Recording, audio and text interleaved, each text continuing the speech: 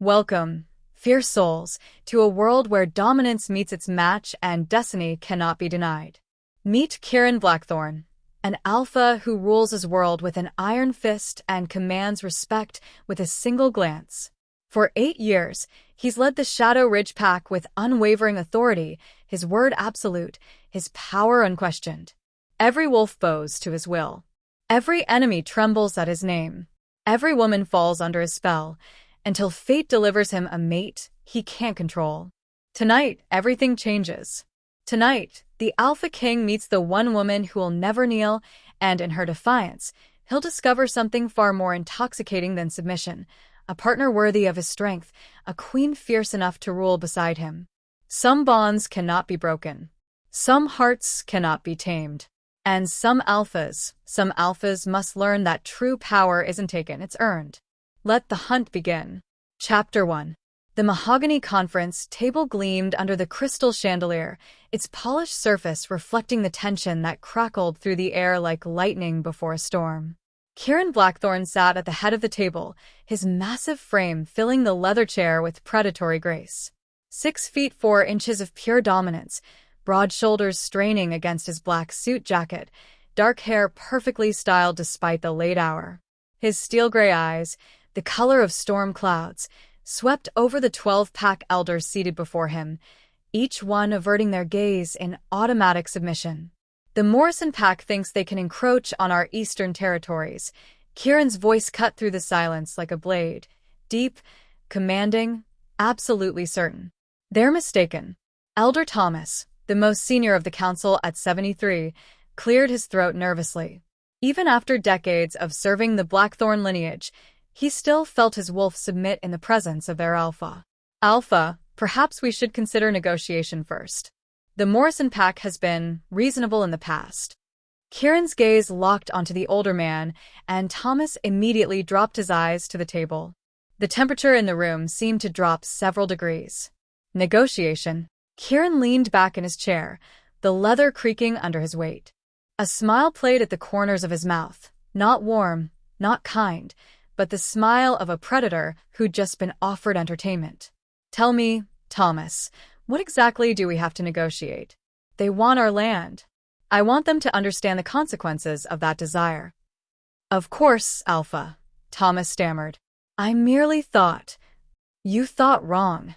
Kieran's voice didn't rise. It didn't need to. The authority in those 3 words hit the room like a physical force. I don't negotiate with trespassers. I eliminate them. The other elders shifted in their seats, the scent of nervous sweat mixing with expensive cologne and leather. This was the Kieran Blackthorne they all knew, decisive, ruthless, absolutely in control. At 32, he commanded respect that men twice his age could only dream of. His word was law, his judgment final, his dominance unquestionable. Marcus. Kieran turned to his beta, a lean man with calculating eyes who sat at his right hand. Double the patrols on the eastern border. Any Morrison wolf who sets foot on Shadow Ridge territory gets 1 warning.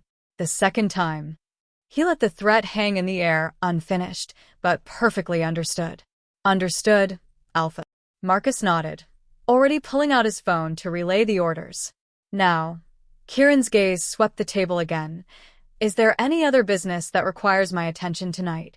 Or can I trust you all to handle your responsibilities without further hand-holding? The silence stretched taut. No one dared speak. No one dared challenge. No one dared to do anything but accept his authority. Kieran stood, his movement fluid and predatory. The scrape of his chair against hardwood echoed like a gunshot in the quiet room. All 12 elders immediately rose as well, not by choice, but by instinct. Their wolves recognized their superior, demanded the show of respect. Then we're done here. Kieran straightened his cufflinks, the gesture casual, yet somehow commanding. I'll expect updates on the Morrison situation by tomorrow evening. Don't disappoint me. He strode toward the door, his footsteps measured and confident on the polished floor. The elders remained standing, frozen in place until he was gone, none daring to sit until their alpha had left the building entirely. This was Kieran Blackthorne's world. This was how it had always been. This was how it would always be. Or so he thought. 20 minutes later, Kieran's black Porsche 911 Turbo S purred through the winding mountain roads toward town. The pack's corporate headquarters, disguised as an exclusive investment firm, sat nestled in the Colorado Rockies, far enough from Denver to maintain privacy, close enough to human civilization to conduct business.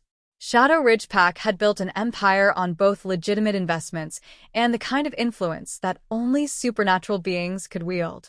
Kieran downshifted as he approached a sharp curve, the engine's growl matching his satisfaction with the evening's meeting. The elders would fall in line, they always did. The Morrison Pack would learn their lesson. Order would be maintained. His phone buzzed against the leather passenger seat.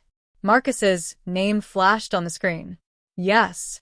Kieran answered without preamble, his voice carrying through the car's speakers. Alpha, we have a situation at the Crimson Moon. Kieran's jaw tightened.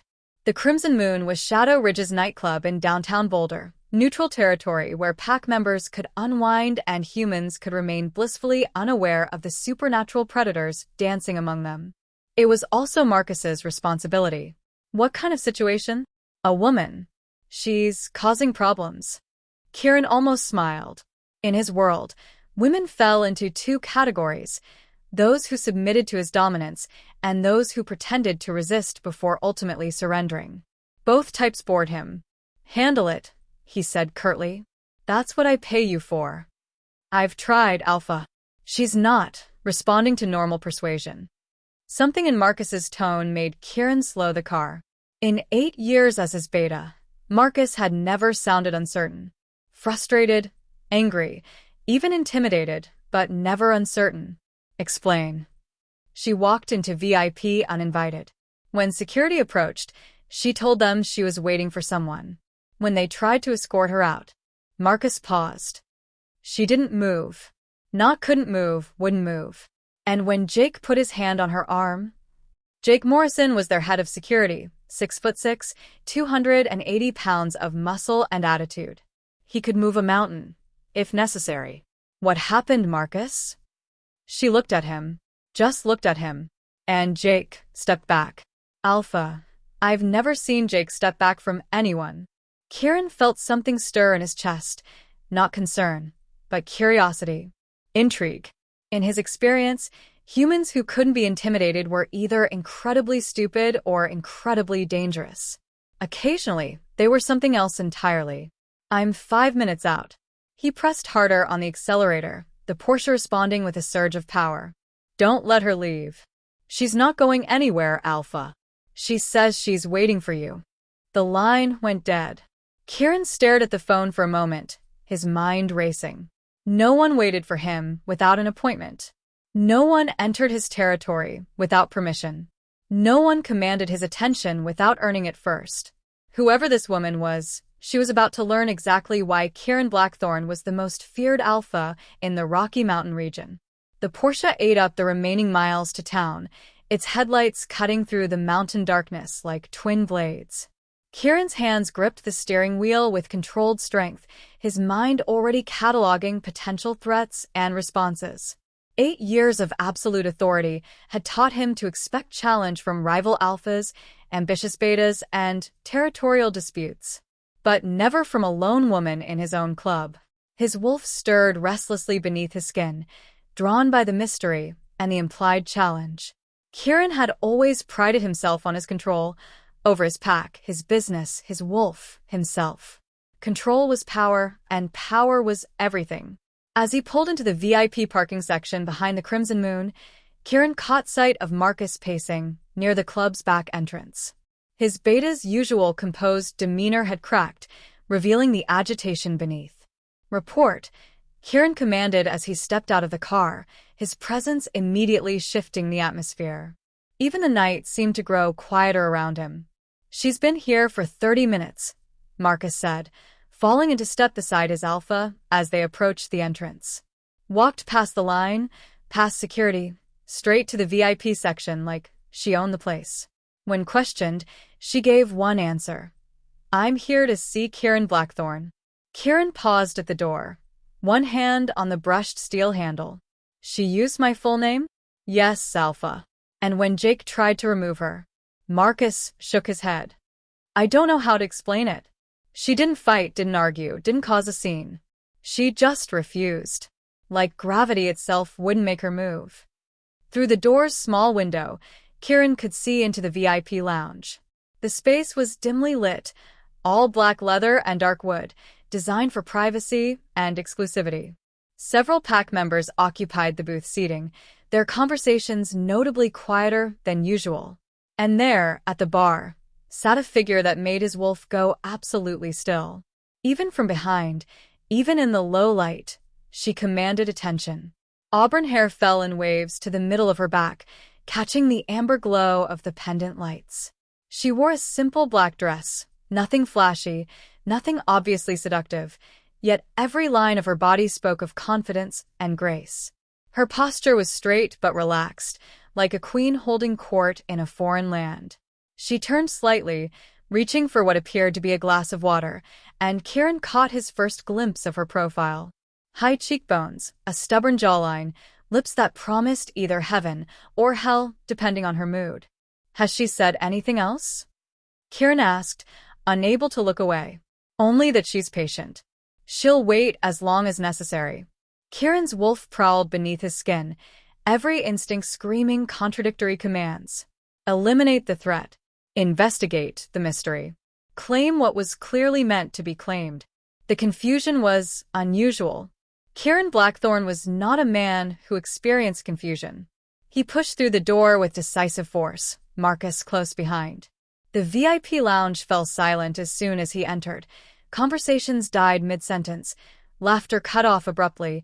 Even the music seemed to lower in deference to his presence. This was his domain, his territory, and everyone in it knew exactly who ruled here. Everyone except the woman at the bar. She didn't turn around, didn't acknowledge his entrance with so much as a shift in posture. She simply sat there, one hand wrapped around her water glass, the other resting casually on the bar's polished surface. Kieran approached slowly, deliberately, letting each footstep announce his presence. His pack members watched with fascination and growing tension. Their alpha was not accustomed to being ignored. "You wanted to see me," he said when he was close enough to catch her scent. The words weren't a question. She turned then, swiveling on the bar stool with fluid grace, and Kieran felt the world shift on its axis. Green eyes met his, not the pale green of spring leaves or the dark green of forest depths, but the brilliant, electric green of emeralds caught in sunlight. They were eyes that held intelligence, strength, and something else, something that made his wolf stand at attention and his human mind go temporarily blank. She was beautiful, yes, but it wasn't conventional beauty that stopped his breath. It was the way she looked at him, directly, unflinchingly, without a trace of the automatic submission he was accustomed to receiving. She studied him with the same calculating intensity he was using on her, as if she were taking his measure and finding him interesting. Kieran Blackthorne. Her voice was honey over steel, warm and rich, but with an underlying strength that suggested it could cut when necessary. "I've been waiting for you." She slid off the bar stool with elegant ease, and Kieran realized she was taller than he'd expected, maybe 5'8" in the heels that brought her closer to his eye level. The black dress hugged curves that his wolf appreciated and his mind categorically refused to ignore. "Have we met?"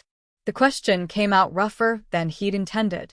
Around them, his pack members had gone completely silent, recognizing the tension crackling between their alpha and this mysterious woman. A smile ghosted across her lips, not coy, not seductive, but genuinely amused. "Not formally. I'm Sophia Reeves. I believe you have something that belongs to me." The name meant nothing to him, but something about her presence felt significant. Dangerous in a way that had nothing to do with physical threat and everything to do with the way his carefully ordered world suddenly felt less certain. "I'm afraid you're mistaken, Miss Reeves." He stepped closer, using his height and presence the way he'd learned to use them, as weapons of intimidation. "I don't make a habit of taking things that don't belong to me." She didn't step back. If anything, she seemed to lean slightly forward, invading his personal space with the same casual confidence she'd shown walking into his club. "My father's journal," she said simply. Leather-bound, filled with research on territorial pack hierarchies in the Rocky Mountain region. It was sold at an estate auction 3 months ago, along with several other items from his collection. Kieran's mind raced. He'd purchased several rare books and documents at various auctions over the past few months, research materials for understanding regional pack politics and history. Most had been academic works, dry historical texts that helped him understand the complex web of alliances and enmities that shaped supernatural politics in Colorado. "And you think I bought this journal?" He kept his voice level, professional, giving nothing away. "I know you did." Her eyes never left his. "The question is whether you'll return it willingly, or whether I'll need to convince you." A laugh escaped him, short, sharp, incredulous. In 8 years of leadership, no one had dared to threaten him, however politely. The sheer audacity of it was almost refreshing. "Miss Reeves, I think you may have the wrong impression about how things work here." He moved closer still, close enough to see the flecks of gold in her green eyes, close enough to catch the subtle scent of jasmine and rain that seemed to cling to her skin. "In my world, people ask for things. They don't make demands." "In my world," she replied, her voice never wavering, "people return stolen property without being asked." Stolen. The word came out as a growl, his wolf responding to the implied insult. "I purchased that journal legally at a public auction. From an estate sale that had no legal right to sell my father's research." Now there was steel beneath the honey, a flash of anger that made her eyes brighten dangerously. "Items that were taken from our home after his death, sold without the family's knowledge or consent." Kieran felt his world tilt slightly.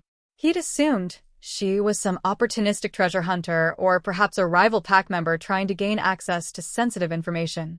But the pain that flickered across her features when she mentioned her father's death, that was real. Raw. Recent. "I'm sorry for your loss," he said, and meant it. "But I bought that journal in good faith." If there were legal irregularities. There were. She pulled a folded document from her small purse, extending it toward him. "I have the court order declaring the sale invalid. I have the police report documenting the theft. And I have a lawyer who's very eager to discuss asset recovery with whoever purchased my father's stolen research." Kieran took the papers, his fingers briefly brushing hers.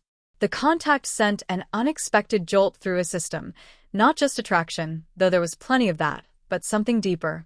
Something that made his wolf pace restlessly and his human mind struggle to focus on anything beyond the woman standing before him. He scanned the documents quickly, his business-trained eye picking out the relevant details. Everything appeared legitimate: court seals, official letterheads, dates that aligned with her story. If she was running a con, it was the most elaborate and well-documented con he'd ever encountered. "This is thorough," he admitted, folding the papers and handing them back to her. "I don't do anything halfway, Mr. Blackthorne." The way she said his name sent an unwelcome shiver down his spine.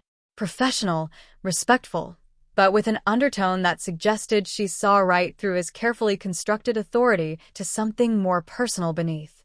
"The journal is at my home," he heard himself saying. "I'll need to retrieve it." She nodded, as if she'd never doubted he would agree. "I'll wait." "That's not necessary. I can have it delivered." "I'll wait," she repeated, settling back onto the barstool with the same unshakable confidence she'd shown all evening. "I've waited 3 months to get my father's research back. I can wait a few more hours." Kieran found himself in the unusual position of being dismissed, politely, but definitively dismissed nonetheless. In his own club, by a woman who had appeared out of nowhere and calmly turned his evening upside down. He should have been furious, should have asserted his authority, demanded she leave, made it clear that no one dictated terms to Kieran Blackthorne in his own territory. Instead, he found himself intrigued. "Very well," he said after a long moment. "But you're not waiting alone." He turned to Marcus, who had been watching the entire exchange with barely concealed fascination. "See that Miss Reeves has whatever she needs. Food, drinks, entertainment. And make sure she's comfortable." "Of course, Alpha." Marcus nodded, though his expression suggested he had questions that would need answering later. Kieran turned back to Sophia, studying her face for any sign of triumph or smugness at having gotten her way. He found neither, only patience and a quiet strength that made something in his chest tighten unexpectedly. "I'll return within the hour," he promised. "I'll be here," she replied simply. As he walked toward the exit, Kieran felt her gaze on his back like a physical touch. He'd come to the Crimson Moon expecting to deal with a minor nuisance, some overly bold human who needed to be reminded of her place in the natural order. Instead, he'd encountered a woman who seemed to exist outside that order entirely, who looked at him not as an alpha to be feared or a prize to be won, but simply as a man who had something she wanted back. The drive to his mountainside estate passed in a blur of conflicting thoughts and unexpected questions. Who was Sophia Reeves? What was in her father's journal that made it worth confronting the most powerful alpha in the region? And why did every instinct he possessed scream that this encounter was going to change everything? The journal sat on his desk in his private study, exactly where he'd left it after purchasing it 3 months ago. It was unremarkable looking, brown leather, well-worn, filled with handwritten notes in a cramped but legible script. He'd skimmed through it once, found it contained mostly academic observations about pact territories and leadership structures, then filed it away with his other research materials. Now, knowing it had belonged to Sophia's father, Kieran found himself reading more carefully. The entries were detailed, thoughtful, written by someone who clearly understood the complex dynamics of supernatural politics. Whoever her father had been, he'd been intelligent, observant, and surprisingly well-informed about matters most humans never suspected existed. On page 47, a particular entry caught his attention.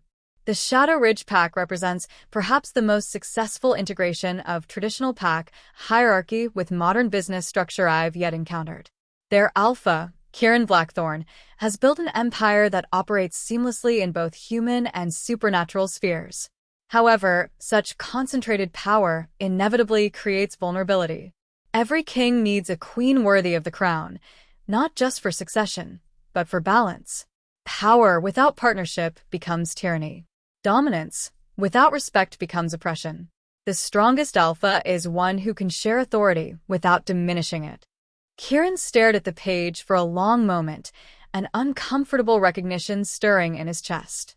Her father had seen something in the Shadow Ridge Pack structure, in Kieran himself, that hit uncomfortably close to home. He closed the journal and headed back to town, his mind churning with questions that had nothing to do with stolen property and everything to do with green eyes that looked at him like they could see straight through his carefully constructed walls. When he returned to the Crimson Moon, he found Sophia exactly where he'd left her, poised, patient, unruffled by the passage of time. Marcus hovered nearby, looking relieved to see his alpha return. "Any problems?" Kieran asked his beta quietly. "None at all," Marcus replied, though his tone suggested this fact surprised him. She's been polite. Declined food and drinks, made conversation with pack members who approached her, asked intelligent questions about the club's history. It's been educational. Kieran raised an eyebrow at that, but Marcus didn't elaborate. He approached Sophia with the journal in hand, noting how she straightened slightly when she saw it, not with greed or triumph, but with something that looked like relief. "Your father's research," he said, extending the leather-bound book toward her. Her hands were perfectly steady as she accepted it, but he caught the slight catch in her breath, the way her fingers tightened protectively around the worn leather cover. "Thank you," she said quietly, and for the first time since she'd arrived, her composure cracked just slightly. Enough for him to see that this meant more to her than she'd let on. He was studying pack dynamics, Kieran observed, settling onto the bar stool beside her. Close enough to continue their conversation, far enough to avoid crowding her. "Your father, was he academic? Anthropologist, perhaps?" A small smile crossed her face, sad but proud. "Behavioral psychologist. He specialized in group dynamics and leadership structures. He'd been researching social hierarchies in alternative communities." Alternative communities. A tactful way of describing supernatural packs without actually saying the words aloud. Her father had known, then. known what they were, what Kieran was, and had studied them like fascinating specimens in a lab. And you? Kieran found himself asking. Do you share his academic interests? I'm a lawyer, she replied, slipping the journal into her purse with careful reverence. Corporate law, specifically. I specialize in complex organizational structures. There was something in the way she said it that suggested her corporate clients might not be entirely conventional either. Kieran filed that information away for later consideration. Well, Miss Reeves, he said, extending his hand toward her. It's been an enlightening evening. She looked at his offered hand for a moment, then placed her palm against his. The contact was brief, a simple handshake, nothing more, but it sent electricity racing up Kieran's arm and made his wolf go completely still with attention. Thank you again, she said, seemingly unaffected by whatever had just passed between them, for returning what belonged to my family. She slid off the bar stool with the same elegant grace she'd shown all evening, adjusted her purse strap, and prepared to leave. Just like that. No lingering looks, no attempts to extend their interaction, no sign that she felt anything beyond gratitude for his cooperation. Miss Reeves, he called as she reached the exit. She turned back, eyebrows raised in polite inquiry. If you ever need anything else. He let the offer hang in the air, unfinished but unmistakable. That enigmatic smile crossed her face again. I'll know where to find you.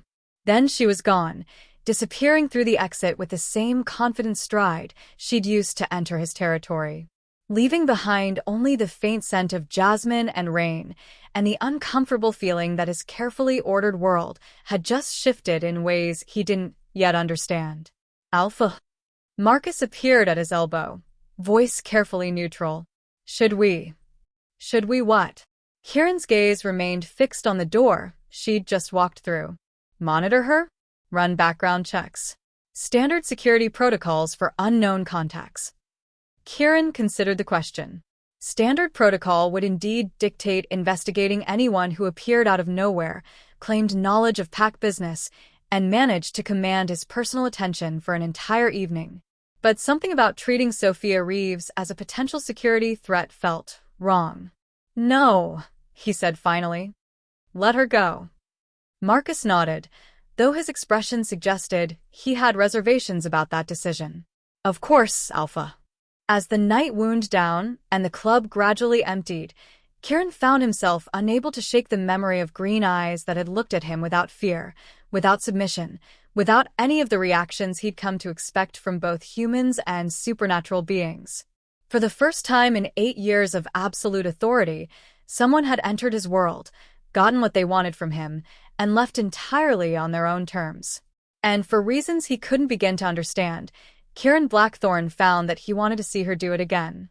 Chapter 2. 3 days passed before Kieran saw her again. 3 days during which he told himself he wasn't thinking about emerald eyes and honey steel voices. 3 days during which he definitely wasn't checking the security footage from the Crimson Moon to replay their encounter. 3 days during which his wolf prowled restlessly beneath his skin for reasons he refused to examine too closely.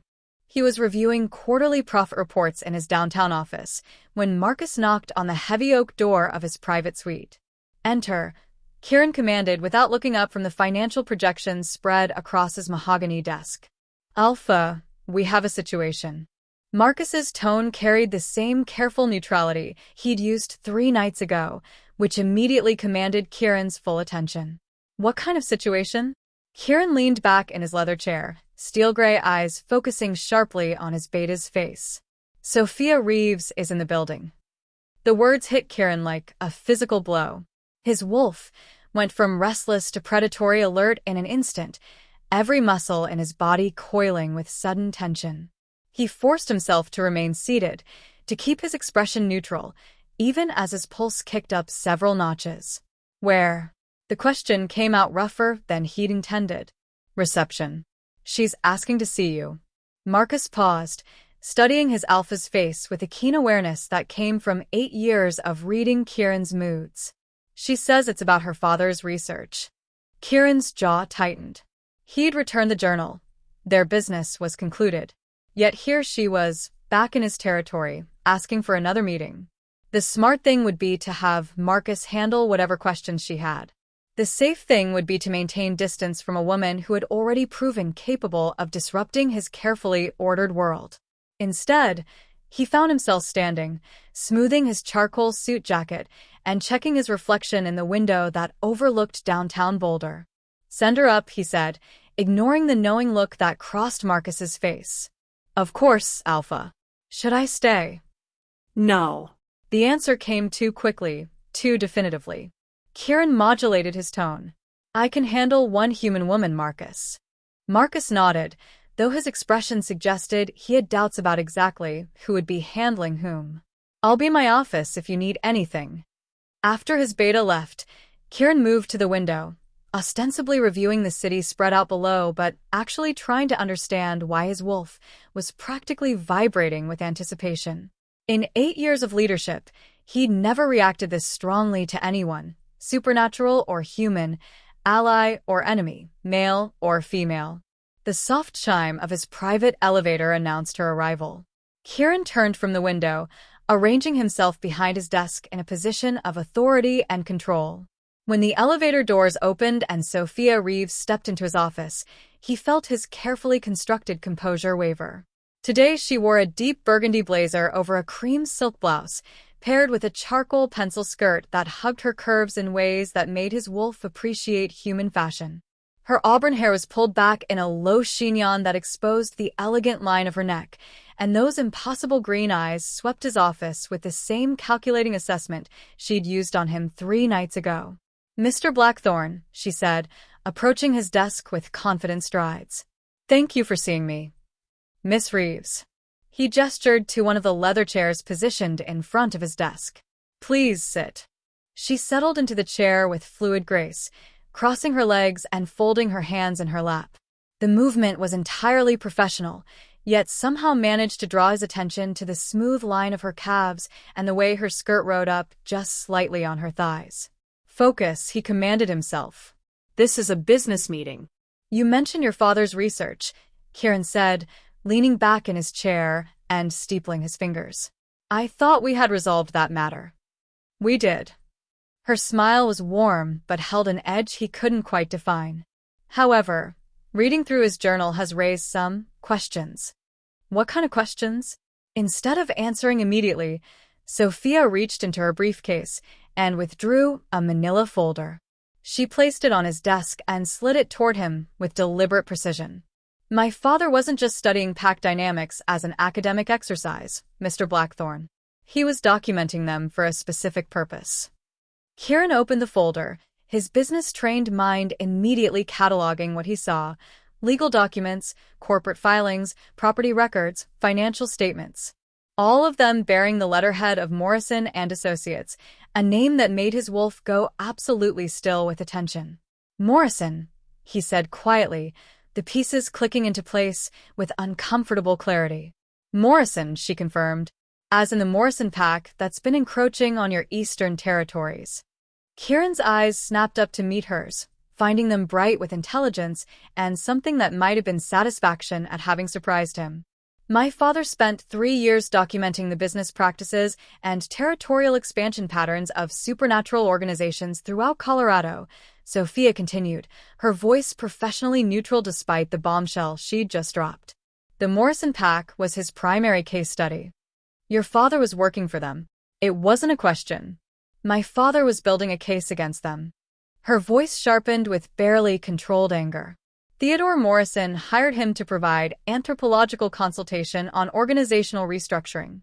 What he was really doing was gathering intelligence on rival packs, their territories, their weaknesses, their leadership structures." Kieran felt the world shift beneath him as the implications hit home. If Sophia's father had been gathering intelligence for the Morrison pack, then every detail in that journal, every observation about Shadow Ridge's operations, every analysis of Kieran's leadership style, every notation about pack's strengths and vulnerabilities had been intended as ammunition for his enemies. "Why didn't you tell me this 3 nights ago?"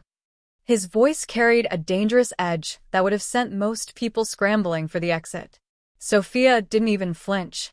"Because 3 nights ago, I needed to know if you were the kind of man who would return stolen property when asked politely." Now I know. And what exactly do you think you know?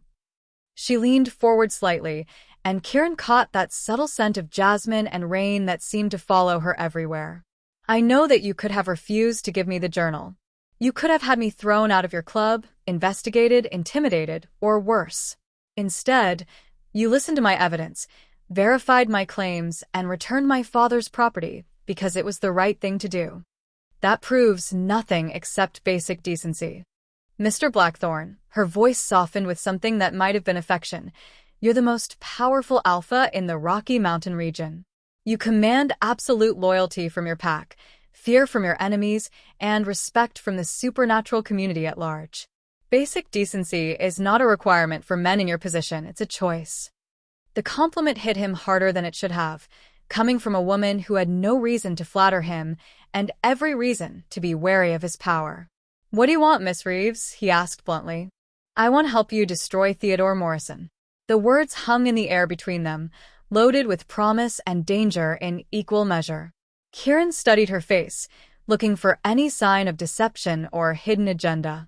He found only determination and a cold anger that matched his own feelings about the Morrison Pack's territorial ambitions. Why, he asked finally, what's your stake in this? For the first time since entering his office, Sophia's composure cracked slightly. Pain flickered across her features, raw, fresh, devastating. Because Theodore Morrison killed my father. The confession hit the room like a physical force. Kieran felt his wolf surge to attention, every protective instinct suddenly focused on the woman sitting across from him. Explain, he commanded, his voice gentler than it had been moments before. Sophia took a steady breath, visibly pulling herself together. My father discovered what Morrison was really using his research for. When he threatened to expose the intelligence-gathering operation, Morrison made him an offer. Continue the work and keep quiet, or face the consequences. Your father refused. My father was many things, Mr. Blackthorne, but he wasn't a coward. He gathered evidence of Morrison's illegal activities, documented the threats, prepared to go to the authorities. Her hands clenched into fists in her lap. 3 days before he was supposed to meet with federal investigators, his car went off a mountain road during a snowstorm. Kieran felt cold fury building in his chest. Accident. According to the police report, yes. According to the mechanic who examined the wreckage, my father's brake lines had been severed with surgical precision. Her voice remained steady, professional, but her eyes blazed with suppressed rage. Unfortunately, according to the mechanic, isn't the same as admissible in court. So, you're seeking justice through other means. I'm seeking justice through the most effective means available. She met his gaze directly, unflinchingly. Morrison thinks he's untouchable because he operates in the shadows, because human law enforcement doesn't understand supernatural politics, because witnesses are too afraid to come forward. But he made one crucial mistake. Which was, he underestimated a grieving daughter with a law degree and nothing left to lose. The declaration sent a thrill through Kieran that had nothing to do with business strategy and everything to do with the fierce determination blazing in her green eyes. This was a woman who had stared into the abyss and decided to dive in headfirst. This was a woman who understood that sometimes justice required bypassing conventional channels. This was a woman who might actually be dangerous enough to take on one of the most ruthless alphas in the region. What exactly are you proposing? He asked, leaning forward with genuine interest. Sophia opened her briefcase again and withdrew a thick manila envelope. Complete financial records for Morrison and Associates going back 5 years. Shell companies, offshore accounts, money laundering operations, tax evasion schemes, everything my father documented before he died. She placed the envelope on his desk next to the folder. Morrison has been funding his territorial expansion through increasingly illegal means. Human authorities might not understand pack politics, but they understand financial crimes perfectly. Kieran opened the envelope and scanned the top document, a detailed financial analysis that would have impressed his own accounting team. The numbers painted a picture of systematic fraud, tax evasion, and money laundering that would bring down any legitimate business operation. This is comprehensive, he admitted, genuinely impressed despite himself. My father was thorough, and I've spent the last 3 months since his death expanding on his work. Pride and pain warred in her voice. Theodore Morrison isn't just a threat to your territory, Mr. Blackthorne. He's a criminal who uses supernatural politics as cover for increasingly brazen illegal activities. And you think exposing his financial crimes will stop his territorial ambitions? I think exposing his financial crimes will land him in federal prison, where territorial ambitions become irrelevant. Her smile was sharp enough to cut glass. Supernatural alphas may be above human law in many ways, but even werewolves have trouble ruling pack territories from behind bars. Kieran sat back in his chair, his mind racing through the implications of what she was proposing. A direct attack on Morrison's pack would be costly, bloody, and potentially devastating for both sides. But destroying him through human legal channels. You realize this puts you in considerable danger, he said finally. If Morrison killed your father for threatening to expose him, what do you think he'll do to you for actually doing it? I've considered that risk. Have you? Because considering risk and understanding it are two very different things. Kieran stood and moved around his desk, stopping directly in front of her chair. The position forced her to look up at him, emphasizing his size and presence. Theodore Morrison isn't just a corrupt businessman, Miss Reeves. He's a werewolf alpha with a pack of loyal followers who would kill for him without question. If he perceives you as a threat, he already perceives me as a threat, she interrupted, rising from her chair with fluid grace that brought her face closer to his. The question is whether you're going to help me be a more effective one. They stood there for a moment, barely 2 feet apart, the air between them crackling with tension that had nothing to do with business partnerships and everything to do with the way her scent made his wolf pace restlessly beneath his skin. Why me? Kieran asked, his voice rougher than he'd intended. Why not take this information to the FBI yourself? Why involve another supernatural organization in your vendetta? Because Morrison expects me to go to human authorities. He's prepared for that. He's not prepared for an alliance between his primary territorial rival and the daughter of the man he murdered. She took a half-step closer, close enough that he could see the gold flecks in her green eyes. And because whether you admit it or not, you need what I'm offering as much as I need what you can provide. Which is protection, she said simply. Morrison will come after me when he realizes what I'm doing. I need someone powerful enough to keep me alive long enough to see him destroyed. The honesty of the admission hit him harder than any manipulation could have. She wasn't trying to seduce him or appeal to his ego. She was laying out a business proposition with the same directness she'd used to reclaim her father's journal. And what makes you think I can protect you from an entire pack? Her smile was small but devastating. Because you're Kieran Blackthorne. And everyone knows that nothing threatens what belongs to you and survives the experience. The casual way she said, what belongs to you sent a jolt of possession through his system that caught him completely off guard. She wasn't claiming to belong to him, wasn't offering herself as payment or incentive. She was simply acknowledging his reputation for protecting what he considered his responsibility. But the distinction felt increasingly academic when every instinct he possessed was screaming at him to claim her, protect her, keep her close enough to ensure nothing could harm her. This partnership you're proposing, he said carefully, what exactly would it entail? I provide you with everything my father gathered on Morrison's operations, plus everything I've uncovered since his death.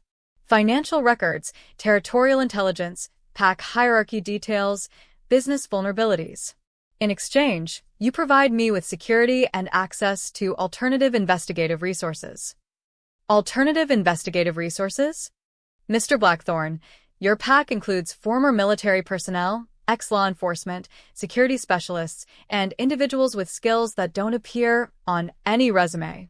Don't tell me you haven't considered using those resources against Morrison before. She was right, of course.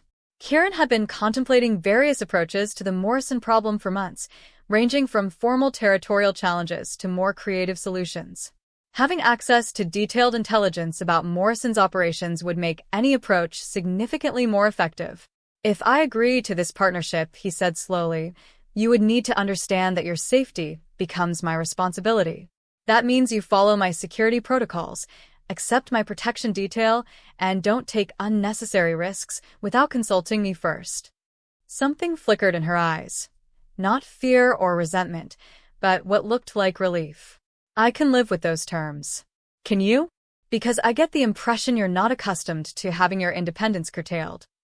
I'm not accustomed to having my life threatened by supernatural predators either, she replied dryly. I'm willing to adapt.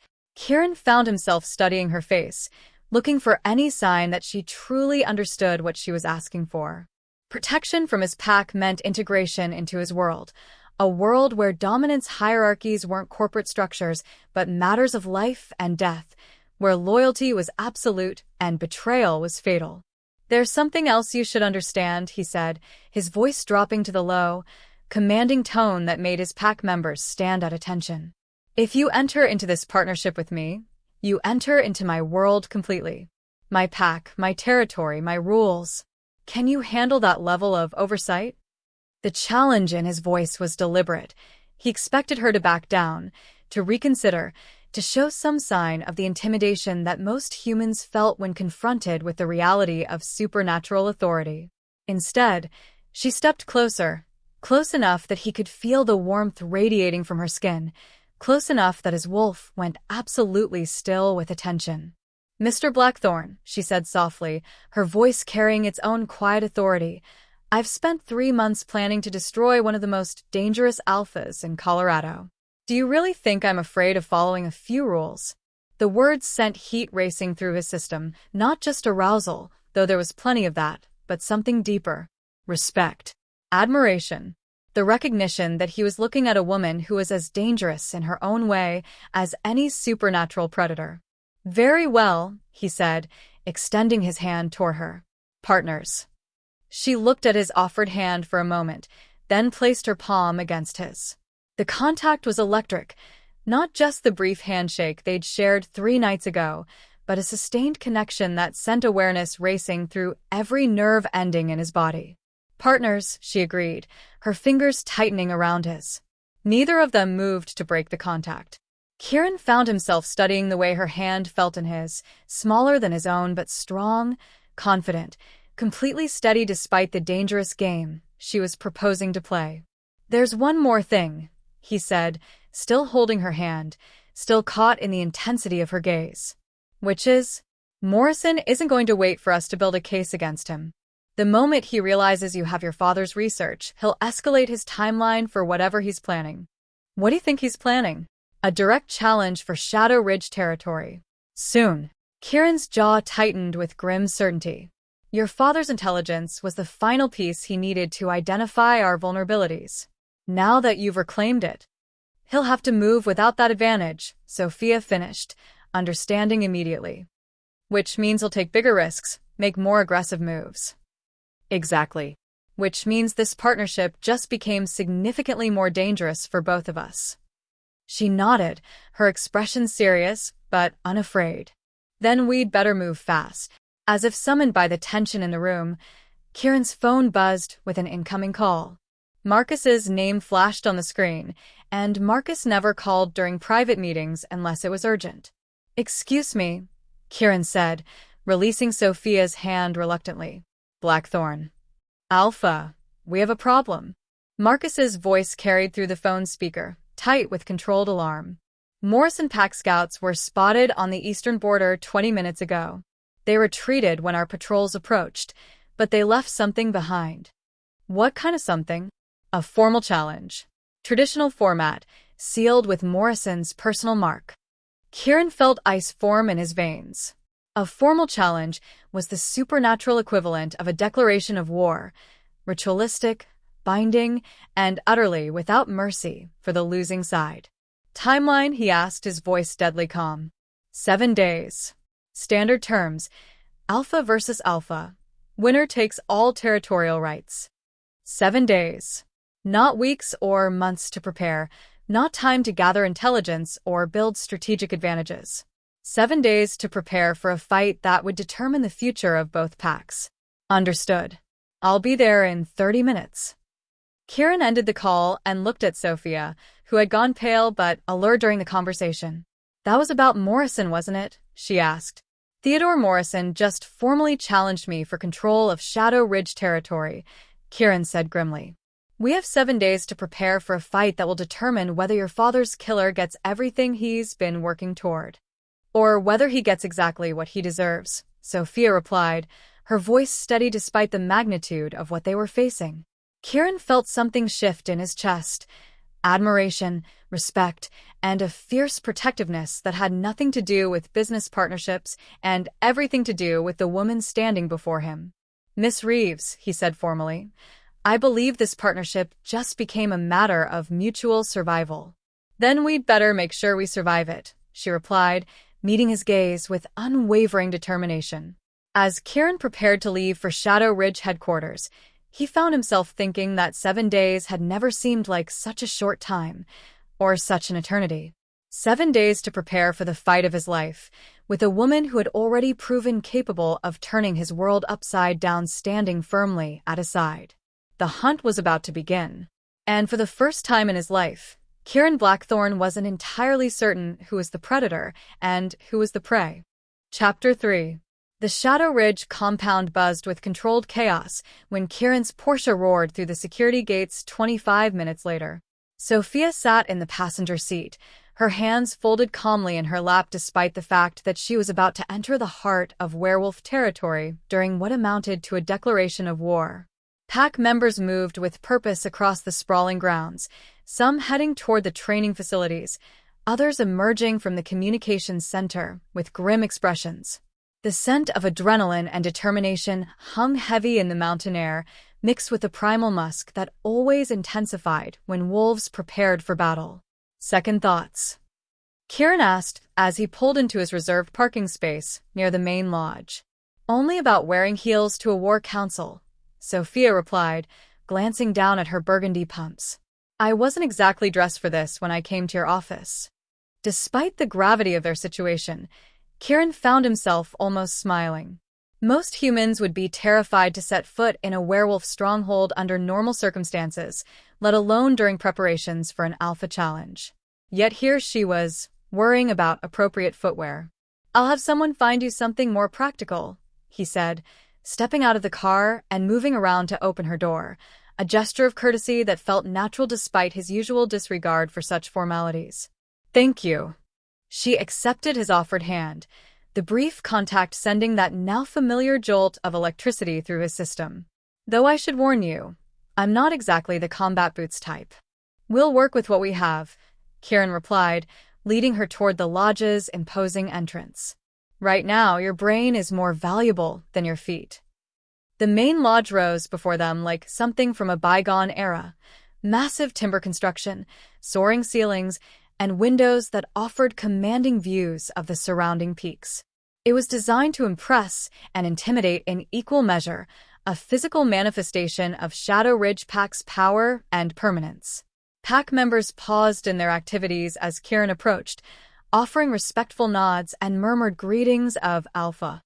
Their eyes lingered curiously on Sophia, noting her human scent and obvious lack of supernatural abilities, but none dared to question their leader's decision to bring an outsider into their midst during such a critical time. Alpha. Marcus appeared at Kieran's elbow the moment they entered the lodge, his expression tight, with barely controlled tension. The council is assembled in the war room. We've also received reports from our eastern border scouts.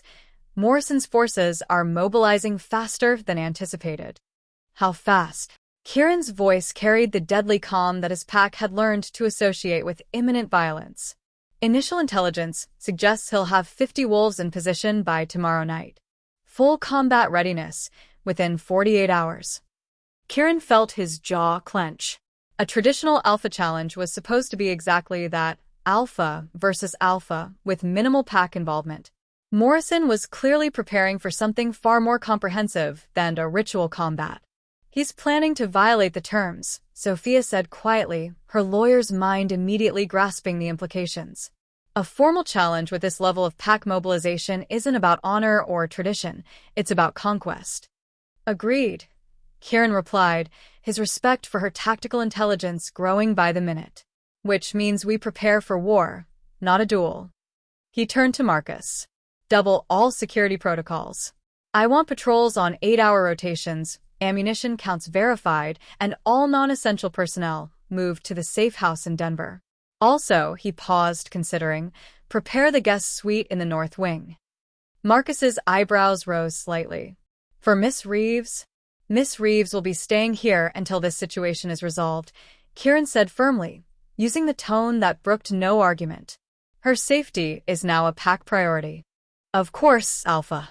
Marcus nodded, though his expression suggested questions he was too professional to voice. Should I arrange for a security detail? That won't be necessary. She'll be staying close to me. The words came out more possessive than Kieran had intended, and he caught the sharp look Sophia sent his way. But before she could voice whatever objection was forming, the sound of approaching footsteps announced the arrival of Elder Thomas and 3 other senior pack members. Alpha, Thomas said, offering a respectful nod before his gaze shifted to Sophia with barely concealed concern. Perhaps we should discuss the challenge parameters in private? Miss Reeves has information vital to our strategy against Morrison, Kieran replied, his tone making it clear that the discussion was closed. She stays. Thomas looked like he wanted to argue, but 8 years of Kieran's leadership had taught him the futility of challenging a direct order. As you wish, Alpha. They made their way through the lodge's corridors toward the war room, a secured conference space that served as Shadow Ridge's command center during crises. The room was all dark wood and leather, dominated by a massive table that could seat 20 and walls lined with detailed topographical maps of pack territories throughout Colorado. Kieran took his position at the head of the table, gesturing for Sophia to take the chair at his right, a place of honor typically reserved for his beta or the pack's senior strategist. The symbolism wasn't lost on anyone present, and he could practically feel the questions burning in his council members' minds. Report, he commanded, settling into his chair with a predatory grace that made his authority unmistakable. Marcus activated a large display screen that showed detailed satellite imagery of Shadow Ridge's eastern territories. Red markers indicated Morrison pack positions, while blue showed their own patrol routes and defensive positions. Morrison delivered the formal challenge at 1,400 hours, Marcus began, his tone professionally neutral. Traditional terms on the surface. Alpha versus Alpha combat within a designated neutral zone. Winner claims all territorial rights. However, our intelligence suggests he's planning something far more aggressive. Define aggressive, Kieran said, his steel-gray eyes fixed on the tactical display. 50-plus pack members mobilizing toward our border, heavy weapons being moved into position, and what appears to be coordination with at least 2 other minor packs in the region. Marcus highlighted several areas on the map. This isn't preparation for a formal duel, Alpha. This is preparation for a full-scale territorial assault. Elder Thomas leaned forward, his weathered face grave with concern. If Morrison violates the traditional terms of challenge, it gives us grounds to refuse the combat and seek arbitration through the regional council. Which would take months, Sophia interjected, speaking for the first time since entering the room. Months during which Morrison continues his illegal activities and potentially eliminates other rivals. All eyes turned to her, and Kieran felt a surge of protective pride at the way she held their attention without showing any sign of intimidation. Miss Reeves raises a valid point, he said, giving her implicit permission to continue. What's your assessment? Sophia stood, moving to the display screen with confident strides. Morrison's timeline has been accelerated by my reclaiming my father's research. He knows I have intelligence that could expose his operations, so he's moving from long-term strategy to immediate action. She gestured to the red markers on the map. This troop buildup isn't just about winning a territorial challenge. It's about eliminating witnesses and consolidating power before anyone can stop him. If he takes Shadow Ridge territory, he gains control of the largest pack in the region and enough influence to intimidate the regional council into ignoring his other activities. And if he loses? Asked Elder Patricia, the pack's senior female and Kieran's most trusted advisor. He doesn't plan to lose, Sophia replied grimly. Not when he's willing to violate every rule of supernatural governance to ensure victory. Kieran felt a cold smile cross his face. Then we make sure he regrets that choice. He stood, moving to join Sophia near the display screen. The proximity let him catch her scent, that intoxicating blend of jasmine and rain that seemed to calm his wolf even as it drove his human instincts to distraction. Marcus, I want detailed intelligence on every Morrison Pack member participating in this mobilization. Names, abilities, combat experience, personal vulnerabilities, everything. Already in progress, Alpha. We should have comprehensive profiles within 12 hours. Good. Patricia, coordinate with our allies in the region. The Denver Pack, Boulder Creek, Mountain Territories to the north, anyone with reasons to oppose Morrison's expansion. Consider it done, Patricia replied, already making notes on her tablet. Thomas, I want our legal position documented and filed with the regional council. If Morrison wants to play by his own rules, we'll make sure there are consequences for the survivors. Of course, Alpha. Kieran turned his attention back to the tactical display, his mind already working through defensive strategies and potential offensive maneuvers. But his concentration was disrupted by the sound of Sophia's phone buzzing with an incoming call. She glanced at the screen and went pale. It's Morrison. The temperature in the room seemed to drop 10 degrees. Every pack member present went absolutely still, their wolves responding to the sudden spike of tension and potential threat. Don't answer it, Elder Thomas said quickly. If he's calling you directly, he's trying to intimidate me, Sophia finished, her voice steady despite the obvious strain. Which means he's more worried about what I know than he's letting on. The phone continued to ring, the sound unnaturally loud in the silent room. Kieran found himself studying Sophia's face, watching for any sign of fear or weakness. Instead, he saw determination and a cold anger that matched his own. Answer it, he said quietly. Alpha. Marcus started to protest. Answer it, Kieran repeated, his voice carrying absolute authority. But put it on speaker. Sophia nodded, accepting the call and activating the speaker function. Theodore Morrison's voice filled the room, smooth, cultured, with an underlying menace that made every wolf present bare their teeth in instinctive response. Miss Reeves, how lovely to hear from you again. I'm afraid you called me Mr. Morrison, Sophia replied, her voice professionally cool despite the fact that she was speaking to her father's killer. So I did. I wanted to express my condolences on your father's passing. Such a tragic accident. The casual cruelty in his tone made Kieran's hands clench into fists. Around the table, his pack members showed similar signs of barely controlled aggression, narrowed eyes, tense postures, the subtle but unmistakable scent of wolves preparing for violence. Thank you for your concern, Sophia said, her composure never wavering. Though I'm sure you have more pressing matters to attend to than social calls. Morrison's laugh was warm and completely without humor. Indeed I do. I understand you've been quite busy since returning to Colorado. Visiting old friends, asking questions about your father's work. I've been settling his estate. Surely you understand the importance of recovering family property. Oh, absolutely. Though I hope you understand that some property is better left unclaimed. Some knowledge is too dangerous for civilian hands. The threat was subtle, but unmistakable. Kieran felt his wolf surge toward the surface, every protective instinct focused on the woman standing beside him. Mr. Morrison, Sophia said calmly, if you have something specific to discuss, I suggest you do so. Otherwise, I have other commitments this evening. Straight to the point. I admire that in a woman. Morrison's tone shifted, becoming more businesslike, but no less menacing. I'm calling to offer you an opportunity, Miss Reeves. A chance to avoid the unpleasantness that often accompanies misunderstandings. What kind of opportunity? Return your father's research materials to their rightful owner, cease your investigation into matters that don't concern you, and enjoy a long, peaceful life away from Colorado. In exchange, I'll ensure that your father's reputation remains intact and his death remains officially accidental. Kieran saw red. The casual way Morrison spoke about murdering an innocent man, the implicit threat to Sophia's safety, the arrogant assumption that fear would accomplish what violence had already achieved, it all combined to push his wolf dangerously close to the surface. And if I decline your generous offer? Sophia asked, seemingly unaffected by the threat to her life.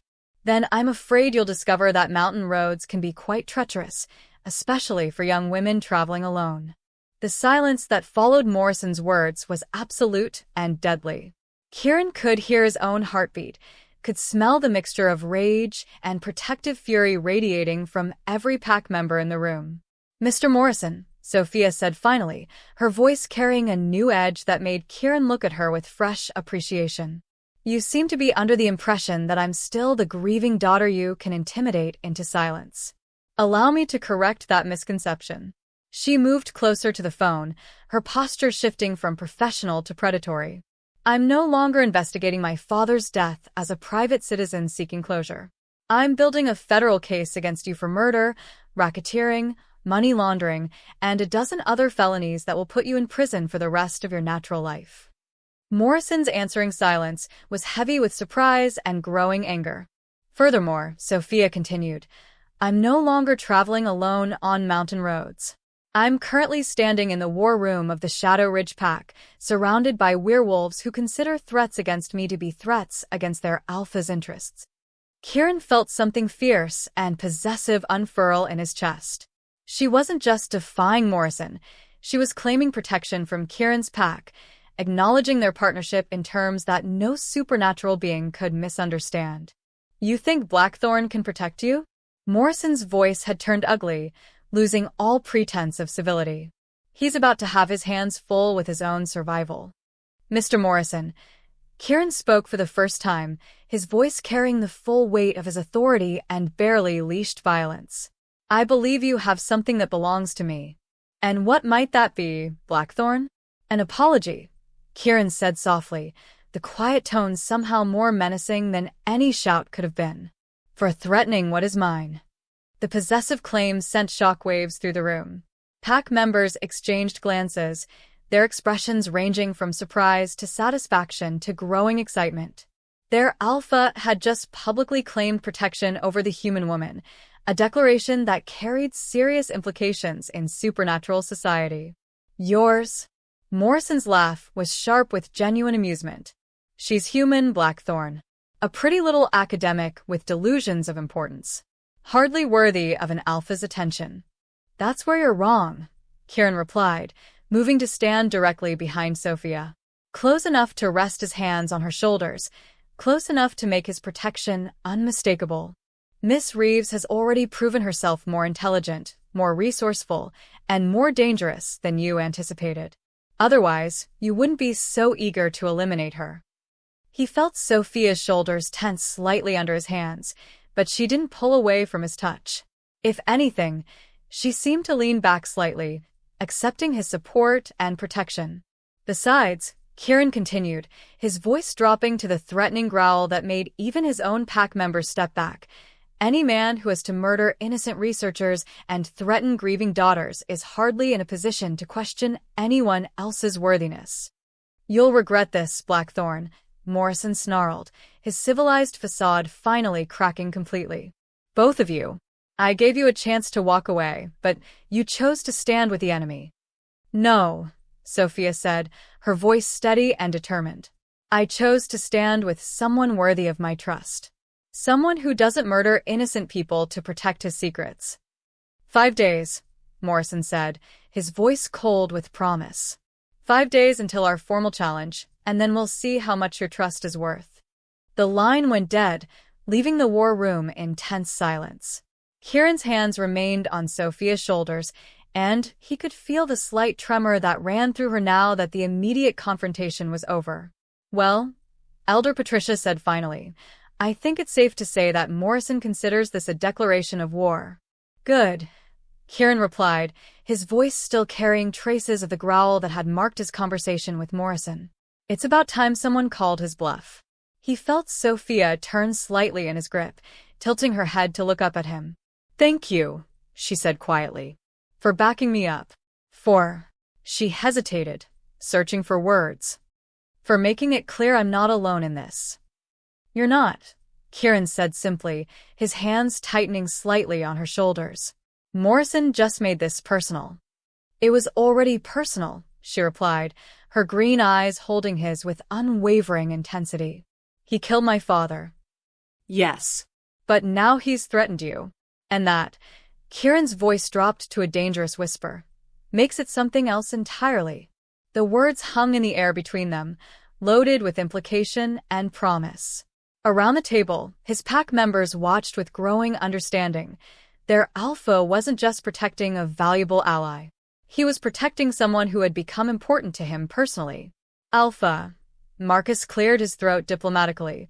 Perhaps we should discuss security arrangements for Miss Reeves.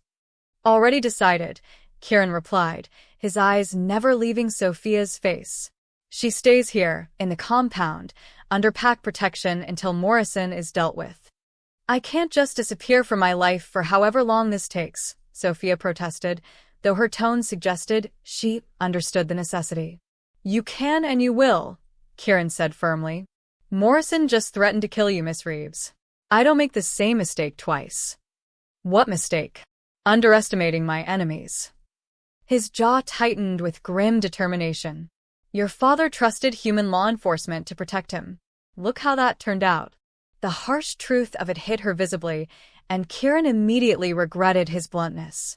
But before he could soften the statement, Sophia straightened her shoulders and nodded. You're right, she said simply. I can work from here, coordinate with my legal team remotely, and help plan Morrison's destruction without giving him easy access to me. Good. Kieran felt a surge of admiration for her pragmatism. Marcus, have her things collected from her hotel and brought here. Also arrange for secure communications equipment so she can work without being traced. Consider it done, Alpha. As the meeting began to break up, pack members filing out to handle their assigned tasks, Kieran found himself alone with Sophia in the war room. She stood looking at the tactical display, studying Morrison's troop positions with the same analytical intensity she'd probably used in law school. Second thoughts? He asked, echoing his earlier question from the car. About a dozen, she admitted, turning to face him. But not about being here, and not about going after Morrison. What kind of second thoughts? She was quiet for a moment, her gaze searching his face, as if looking for something specific. About what you said to Morrison. About me being yours. Kieran felt heat rise in his chest at the memory. He'd spoken without thinking, driven by protective instincts that had bypassed his usual careful control. Now, faced with the need to explain himself, he found words inadequate. It was necessary, he said finally. Morrison needed to understand that threatening you means facing the consequences of threatening my pack's interests. Is that all it was? She asked softly. Pack interests? The question hung between them like a challenge.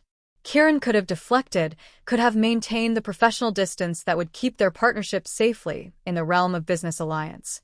Instead, he stepped closer, close enough to see the way her pulse jumped at the base of her throat, close enough to catch that intoxicating scent that had been driving him to distraction for days.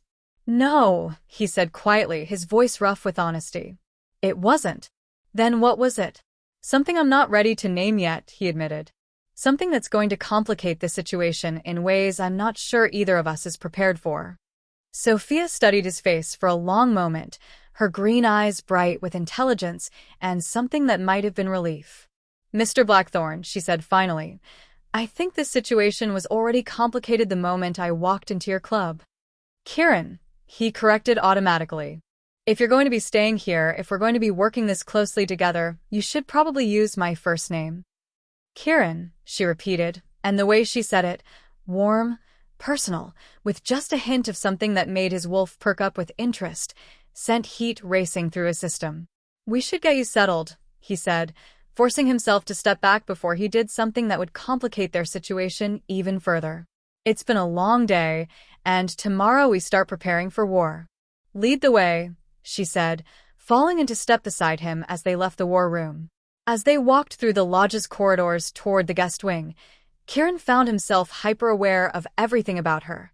The soft sound of her footsteps on the hardwood floors, the way the scent of jasmine and rain seemed to follow her everywhere, the graceful line of her neck as she looked around at the pack's ancestral home. 5 days until Morrison's challenge. 5 days to prepare for a battle that would determine the future of both their packs. 5 days to work alongside a woman who had already proven capable of turning his world upside down with nothing more than a direct look and a stubborn refusal to be intimidated. As they reached the guest suite and Kieran opened the door for her, he found himself wondering if 5 days would be enough time to figure out what is happening between them, or if a lifetime would be too short. "Get some rest," he said as she moved past him into the elegantly appointed room. "Tomorrow, we start planning Morrison's downfall." "Kieran," she called as he turned to leave. "Yes, thank you. For everything. For believing me. For protecting me. For—" She paused, searching for words. "For making me feel like I'm not fighting this battle alone anymore." The gratitude in her voice hit him harder than any seduction could have. This wasn't a woman trying to manipulate him or appeal to his ego. This was someone who had been carrying an impossible burden alone and was finally allowing herself to share the weight. "You're not alone," he said simply. "Not anymore."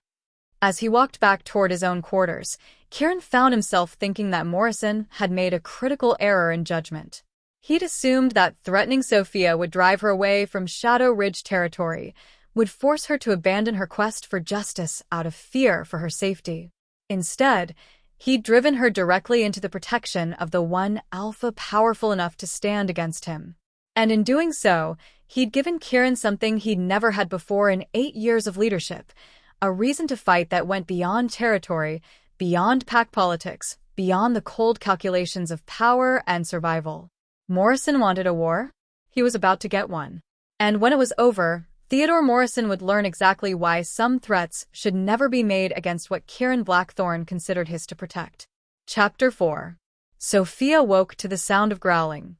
Not the mechanical growl of engines or machinery, but the deep, primal sound of predators preparing for violence. She sat up in the unfamiliar bed, her heart racing as she tried to orient herself in the pre-dawn darkness. Moonlight streamed through the floor-to-ceiling windows of her guest suite, illuminating the rustic elegance of Shadow Ridge's accommodations and reminding her exactly where she was. And why she was here. The growling came again, accompanied by the sound of impact, something hitting something else with considerable force. Training. The pack was already awake and preparing for the war that Morrison had declared. Sophia checked the bedside clock.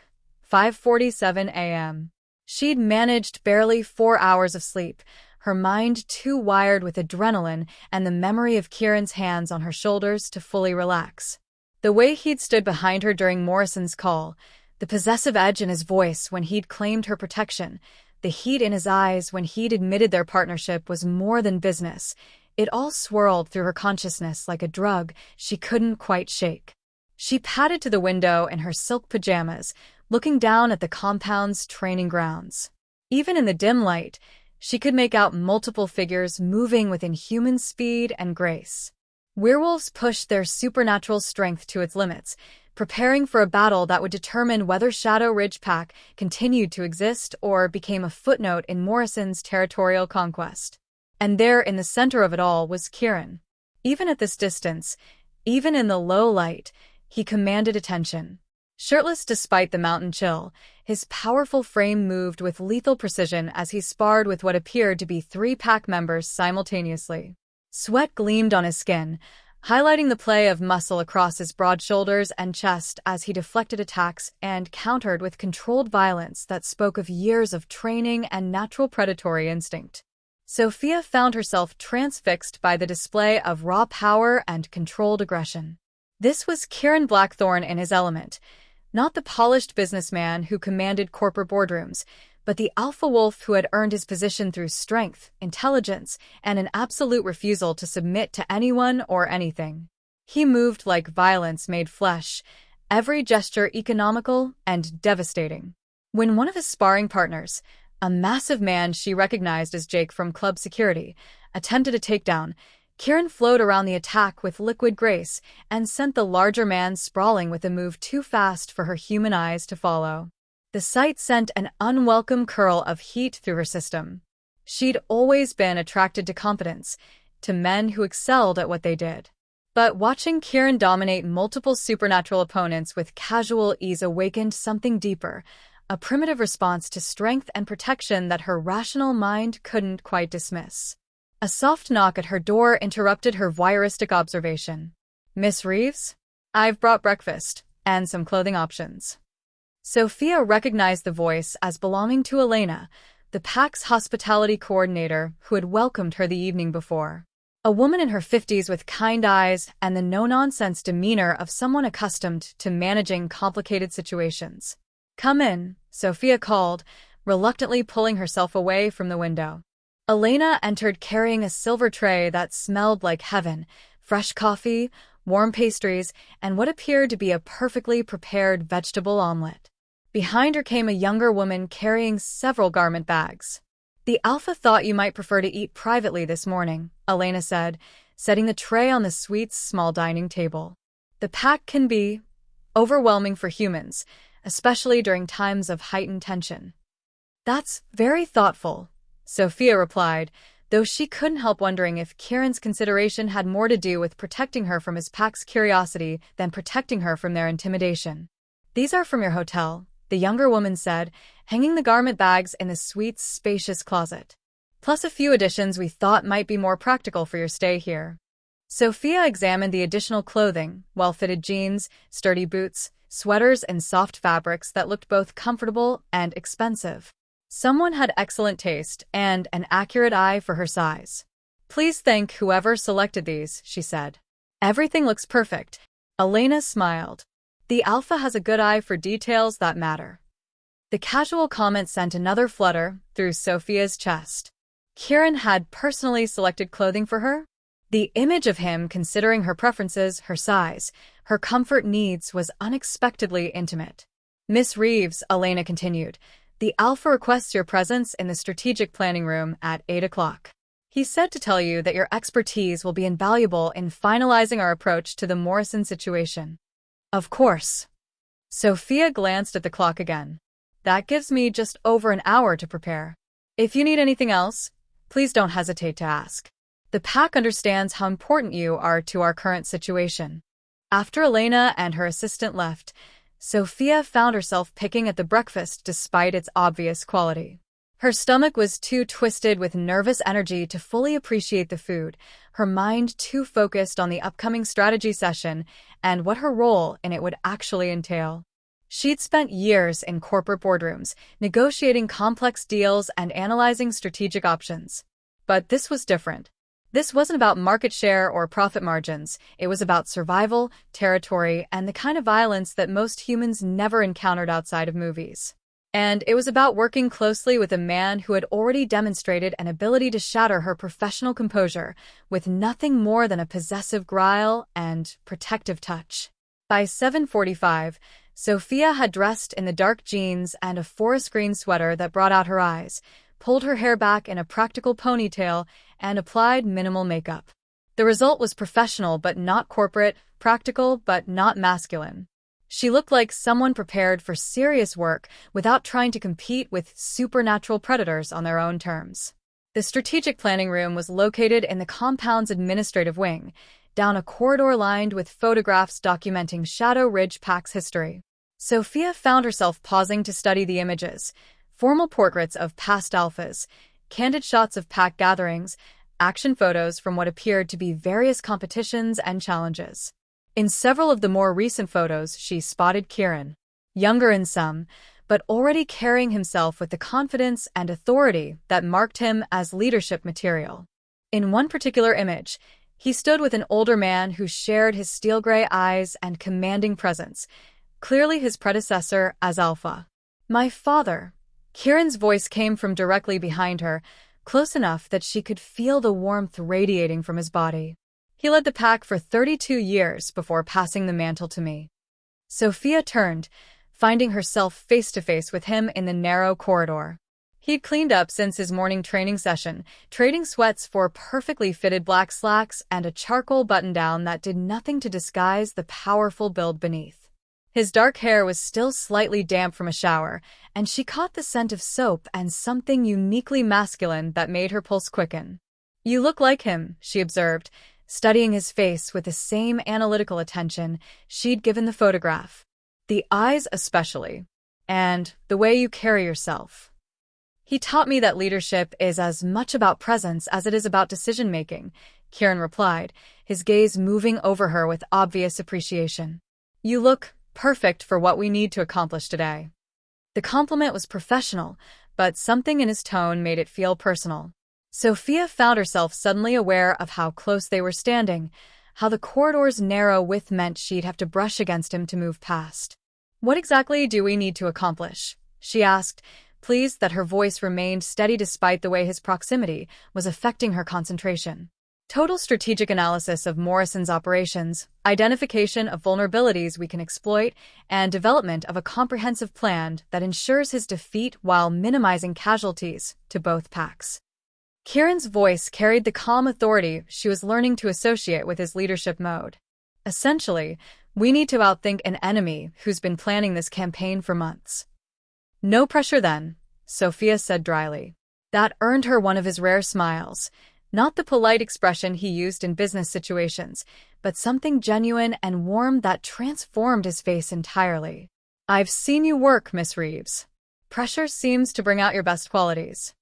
Before she could respond to that observation, the sound of approaching footsteps announced the arrival of other pack members. Kieran immediately shifted position, moving aside to give her space, while maintaining a protective proximity that didn't go unnoticed by the wolves who nodded respectfully as they passed. Shall we? He asked, gesturing toward the planning room's entrance.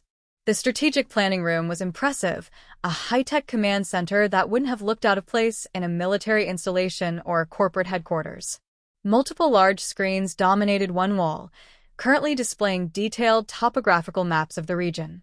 A conference table that could seat 16 was surrounded by ergonomic chairs and equipped with individual workstations for note-taking and analysis. Several pack members were already present, including Marcus, Elder Patricia, and 3 individuals Sophia didn't recognize but who carried themselves with the quiet competence of professional soldiers or law enforcement.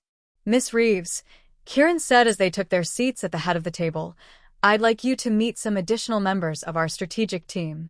David Chun, former Army Special Forces and our current head of tactical operations.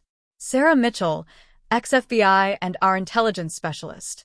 And James Crawford, who handles our more unconventional security needs. Each nodded respectfully as they were introduced, and Sophia noted that their acceptance of her presence seemed genuine rather than grudging. Kieran's endorsement clearly carried significant weight with his people.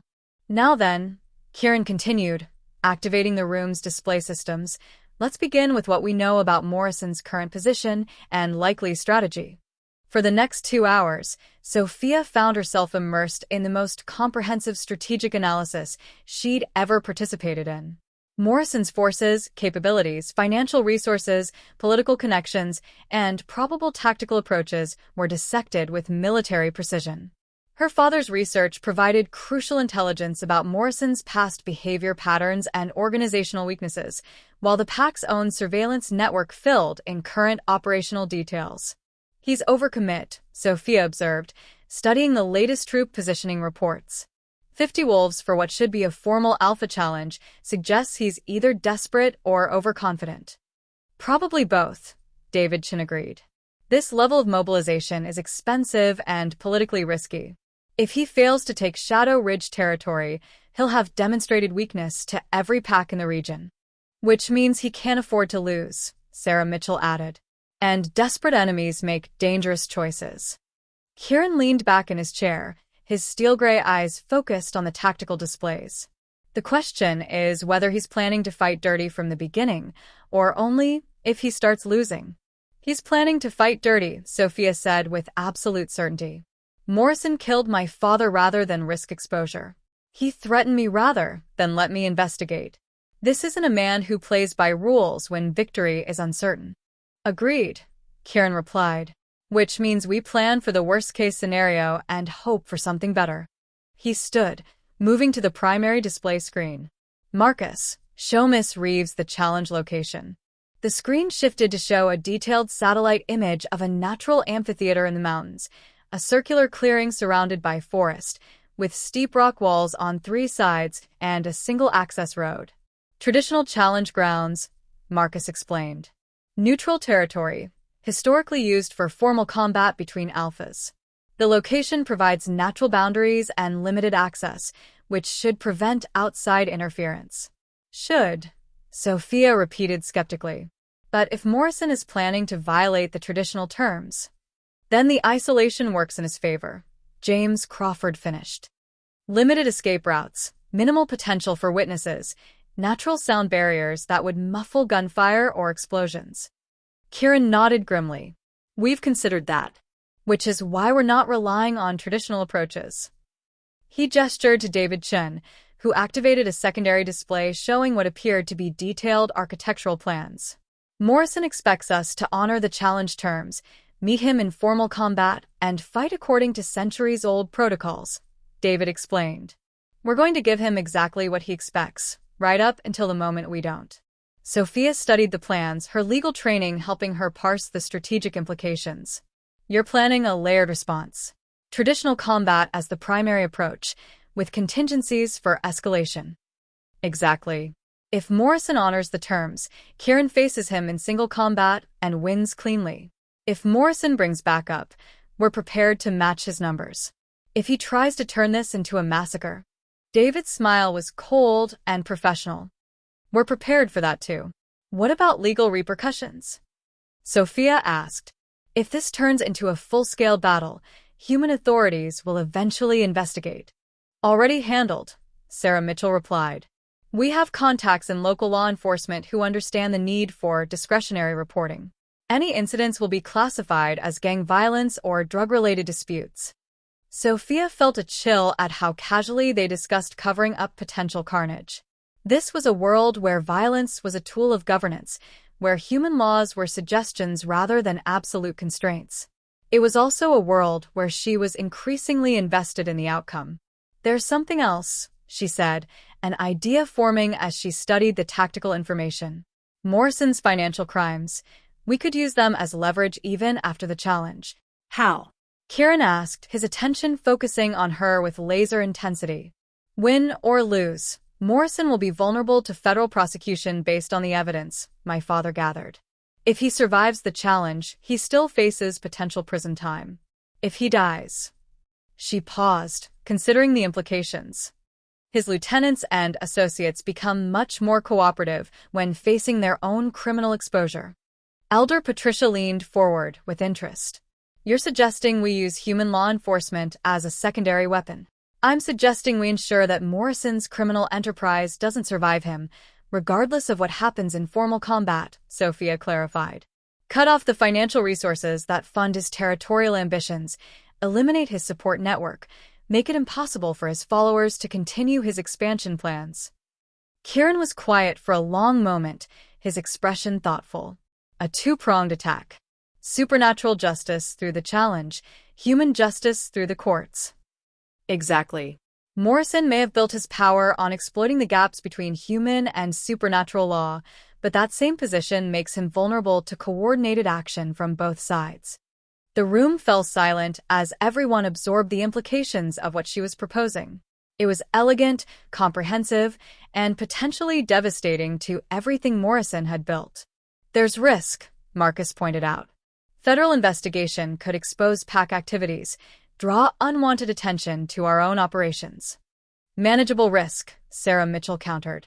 I still have contacts in federal law enforcement who understand the value of discretion. We could guide the investigation to focus on Morrison's financial crimes while avoiding deeper scrutiny of supernatural elements. It's brilliant, David Chen said admiringly. Even if something goes wrong in the challenge, Morrison's empire crumbles anyway. Kieran turned to study Sophia with an expression she couldn't quite read. This isn't just about justice for your father anymore, is it? No, she admitted. It's about making sure that what happened to him never happens to anyone else. Morrison has built his power on intimidation, murder, and the assumption that he's above human law. It's time someone proved him wrong. And you're willing to put yourself at considerable risk to make that happen. I'm already at considerable risk, Sophia pointed out. Morrison made that clear yesterday. At least this way, the risk serves a purpose beyond mere survival. Kieran nodded slowly, and she could see him weighing all the variables, considering all the implications. This was the analytical mind that had built Shadow Ridge Pack into a regional power, the strategic thinking that had kept them safe and prosperous for 8 years. "Very well," he said finally. "We implement both approaches simultaneously. Sarah, I want you to coordinate with Miss Reeves on preparing the federal case. David, finalize our tactical preparations for multiple scenarios. Marcus, continue intelligence gathering on Morrison's forces." He turned back to the primary display, studying the challenge location with predatory intensity. "Morrison wants a war? We'll give him a war he'll never forget."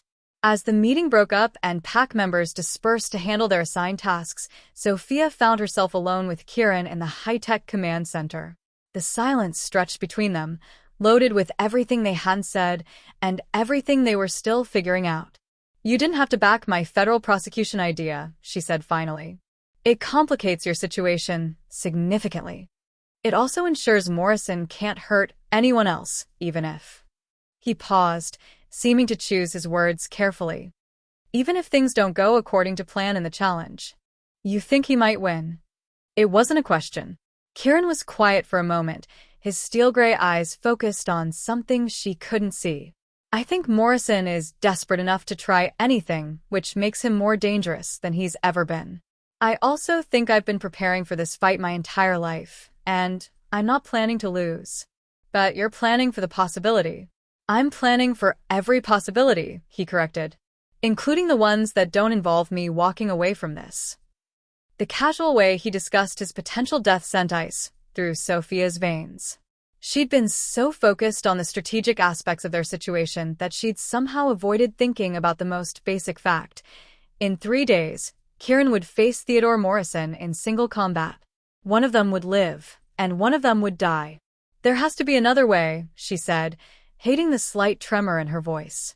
"Some legal approach, some diplomatic solution." "Miss Reeves." Kieran's voice was gentle but implacable. "Morrison has already demonstrated that he doesn't respect human law, supernatural tradition, or basic decency. The only language he understands is force.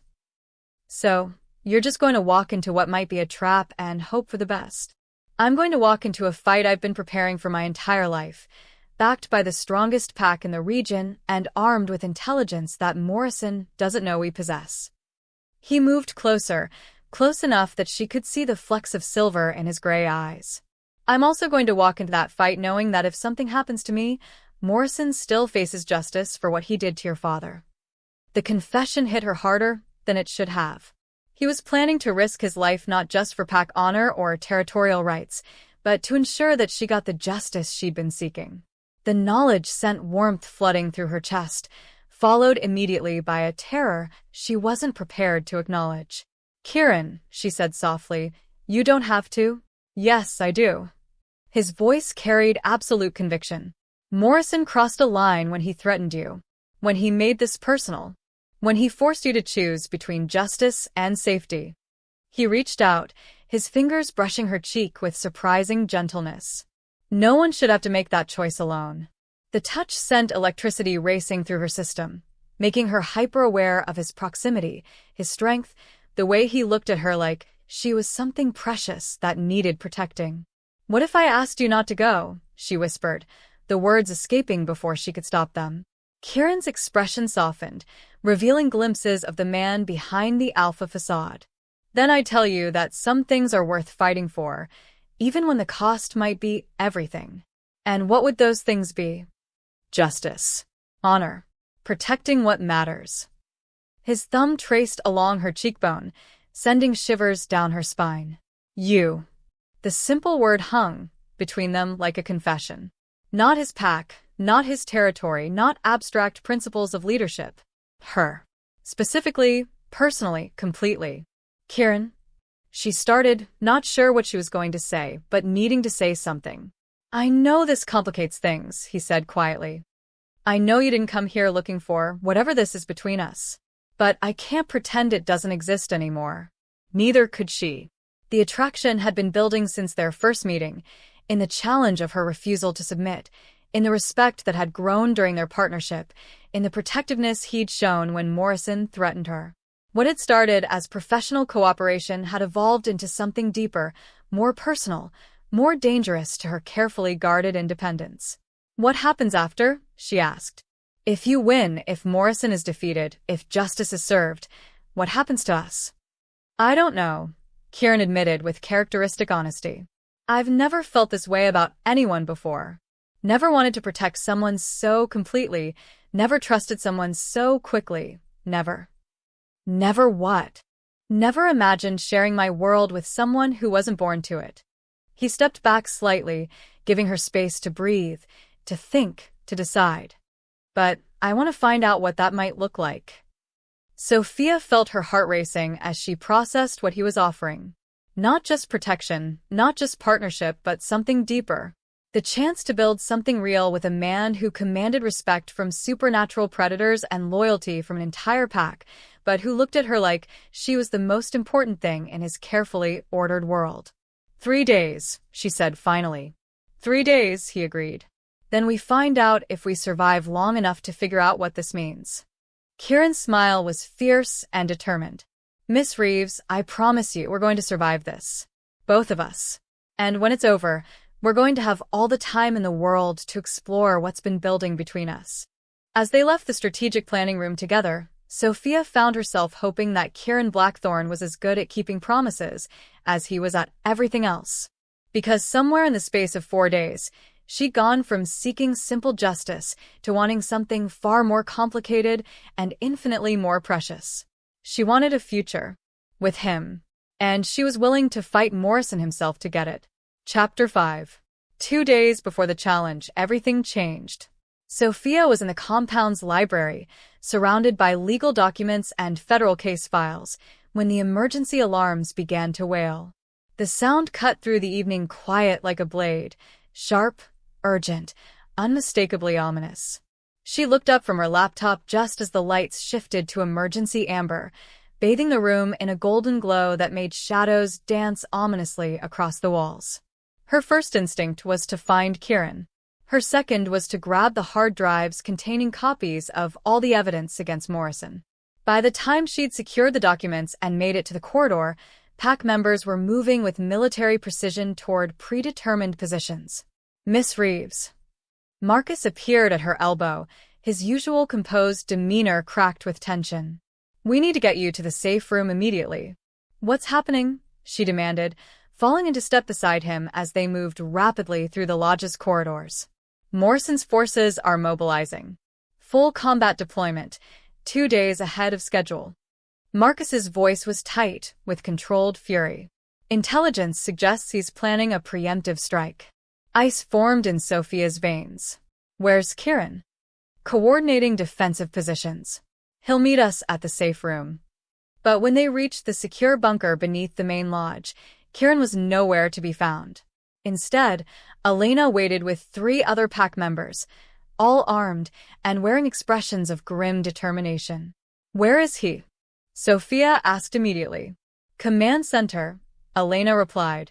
"The Alpha is coordinating our response to Morrison's movement." "Then, that's where I need to be."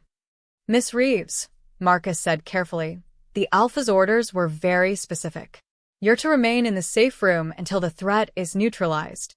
Sophia felt familiar fire ignite in her chest, the same defiant spark that had carried her into Kieran's club 4 nights ago, that had driven her to confront Morrison directly, that had brought her into partnership with the most dangerous Alpha in Colorado. "Marcus," she said with deadly calm, "I appreciate your concern for my safety. But I'm not going to hide in a bunker while Kieran faces Morrison's attack. The intelligence I've gathered on Morrison's operations is crucial to any defensive strategy. The Alpha will have my head, if anything happens to you." "The Alpha will have Morrison's head, if anything happens to me," Sophia corrected. "But right now, Morrison is the one making the first move, which means we need every advantage we can get." She could see Marcus wavering, torn between his Alpha's direct orders and the logical validity of her argument. Around them, the other pack members watched with interest, clearly recognizing the battle of wills playing out. "Besides," Sophia added with a slight smile, "when has anyone in this pack successfully forced me to do something I didn't want to do?" That earned her a grudging smile from Marcus. You have a point. But you stay close to me, you follow my security protocols without argument, and if things go badly, I'll be exactly where I can provide the most help, Sophia finished. Now let's go find your alpha before he does something heroically stupid. The command center was chaos controlled by expertise. Pack members moved between workstations with purposeful efficiency, voices sharp with tactical updates and resource allocations. Multiple screens showed real-time surveillance of the compound's perimeter, tracking the movement of Morrison's forces as they established positions in the surrounding forest. And there, at the center of it all, was Kieran. He stood before the primary tactical display like a general planning a siege, his powerful frame radiating the kind of controlled aggression that made every wolf in the room defer to his authority. He changed from his business attire into tactical gear, black cargo pants, boots designed for rough terrain, and a fitted shirt that emphasized the lean muscle of his torso while allowing for complete freedom of movement. The sight of him sent an unwelcome flutter through Sophia's chest. Even in the midst of crisis, even focused on matters of life and death, Kieran Blackthorne commanded attention simply by existing. "Report," he said without turning around as Marcus and Sophia approached. 43 Morrison pack members confirmed in position, David Chin replied from his workstation. Heavy weapons detected, including what appears to be military-grade equipment. They're not planning a challenge, Alpha. They're planning an assault. Estimated timeline for attack: 30 to 40 minutes. They're taking time to establish overlapping fields of fire and coordinate approach routes. Kieran nodded grimly, his steel-gray eyes scanning the tactical data with predatory focus. Defensive preparations? All non-combatants evacuated to secondary safe houses, perimeter teams in position, heavy weapons teams ready for deployment. David's fingers flew over his keyboard, updating defensive positions on the display. We can hold the compound, but casualties will be significant. Unacceptable. Kieran's voice carried the absolute authority that had kept Shadow Ridge Pack safe for 8 years. Morrison wants a war? We'll give him one. But not here, not where our people are most vulnerable. He turned, finally noticing Sophia's presence. For a moment, his expression shifted from tactical analysis to personal concern. You should be in the safe room. I should be here, helping plan Morrison's destruction, she replied calmly. My father's intelligence includes detailed information about Morrison's tactical preferences and operational weaknesses. Miss Reeves. Kieran. The use of his first name cut through his protest. Morrison moved up his timeline because he's desperate. That means he's making decisions based on emotion rather than strategy. I can help you exploit that. She moved to the tactical display, studying the positions of Morrison's forces with the same analytical intensity she'd used on corporate merger documents. Look at his deployment pattern. It's textbook military assault formation, designed for maximum firepower and territorial control. Which makes it effective, David pointed out. Which makes it predictable, Sophia corrected. My father documented Morrison's background, ex-military, special operations training, leadership style based on overwhelming force and intimidation. He's approaching this like a conventional battle because that's what he knows how to win. Kieran moved to stand beside her, close enough that she could feel the heat radiating from his body. What are you suggesting? That you don't give him the conventional battle he's prepared for. Sophia's fingers traced across the display, highlighting specific positions. He's deployed for a siege, expecting you to fortify the compound and fight defensively. What if you didn't? Explain. What if you took the fight to him? Mobile strike teams, guerrilla tactics, using your knowledge of local terrain to negate his numerical advantage. Sophia's mind raced through possibilities, strategic options that combined her father's intelligence with her own understanding of Morrison's psychology. He's committed significant resources to this attack. If you can disrupt his coordination, force him to react rather than execute his plan, his forces become vulnerable, Marcus finished, understanding immediately. Scattered, confused, easier to defeat in detail. Kieran was quiet for a long moment, his gaze fixed on the tactical display. It's risky. We'd be abandoning our prepared positions, operating without backup or support infrastructure. But it's unexpected, David added, his own tactical mind engaging with the possibilities. Morrison's entire plan is based on forcing us into a defensive siege. If we're not where he expects us to be, he's fighting ghosts while we pick apart his flanks, Kieran said slowly, a predatory smile beginning to form. I like it. He turned to the room at large, his voice carrying the commanding authority that made 30 werewolves go silent with attention. Change of plans. We're not defending the compound. We're taking the fight to Morrison. For the next 20 minutes, Sophia watched Kieran orchestrate a complete tactical reversal with the kind of strategic brilliance that had made him the most respected alpha in the region. Orders flew with military precision, resources were reallocated, strike teams were formed and equipped for mobile warfare. She found herself thinking that this was Kieran in his element, not the polished businessman who commanded corporate respect, but the alpha wolf who had earned absolute loyalty through competence, courage, and an unwavering commitment to protecting his people. Miss Reeves, he said, approaching her as the tactical preparations reached their final phase. I need you to coordinate with Sarah on the federal case preparation. If tonight goes badly... It won't, she interrupted firmly. You're too smart, your people are too well trained, and Morrison is too desperate to think clearly. But if it does, he continued, his voice dropping to the intimate tone he used when they were alone, I need to know that Morrison faces justice regardless of what happens to me. The casual reference to his potential death sent panic racing through Sophia's system. She'd known intellectually that tonight's battle was dangerous, but somehow she'd avoided thinking about the very real possibility that Kieran might not survive to see morning. Don't, she said sharply. Don't talk like this is goodbye. Sophia. The use of her first name made her breath catch. I need you to understand. I understand that you're planning to survive this, she said fiercely. I understand that you're going to outthink Morrison, outfight Morrison, and make him regret every choice that brought him to this moment. Kieran's expression softened, revealing glimpses of the man behind the alpha facade. Your confidence in me is absolute, she finished. Based on 4 days of watching you handle impossible situations with intelligence, strength, and the kind of leadership that makes people willing to follow you into hell. Around them, pack members were making final preparations for departure, checking weapons, verifying communications equipment, embracing friends and family members who might not see each other again. The atmosphere was tense but determined, filled with the kind of quiet courage that marked professional warriors preparing for battle. There's something I need to tell you, Kieran said quietly, stepping closer. Before this starts, before everything changes, there's something you should know. What? These past 4 days, working with you, watching you refuse to be intimidated or controlled or diminished. He paused, searching for words. You've changed everything for me. Sophia felt her heart begin to race. Kieran, I've spent 8 years building walls around myself, maintaining distance from everyone except the pack, never allowing personal feelings to complicate leadership decisions. His hand reached up to cup her cheek, thumb tracing along her jawline.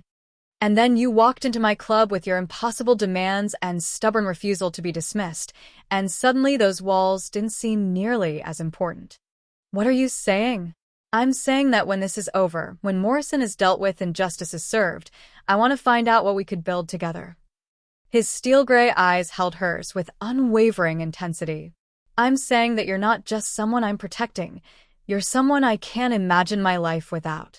The confession hit her like a physical blow. Not just attraction, not just professional partnership, but something deeper. Something that spoke to futures and possibilities and the kind of connection she'd never allowed herself to hope for. Kieran, she whispered. Alpha. David's voice cut through their moment with urgent authority. Morrison's forces are on the move. We have maybe 10 minutes before they reach attack positions. Kieran immediately shifted back into tactical mode, though his hand lingered on her face for one more heartbeat.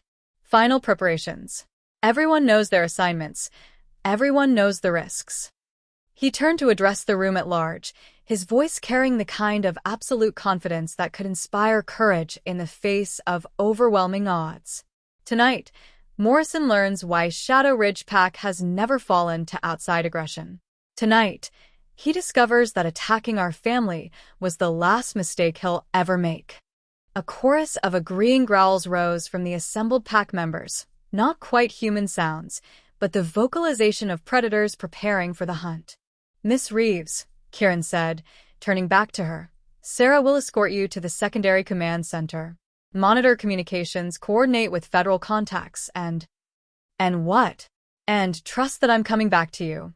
Before she could respond, he leaned down and pressed his lips to hers in a kiss that was fierce, desperate, and absolutely possessive.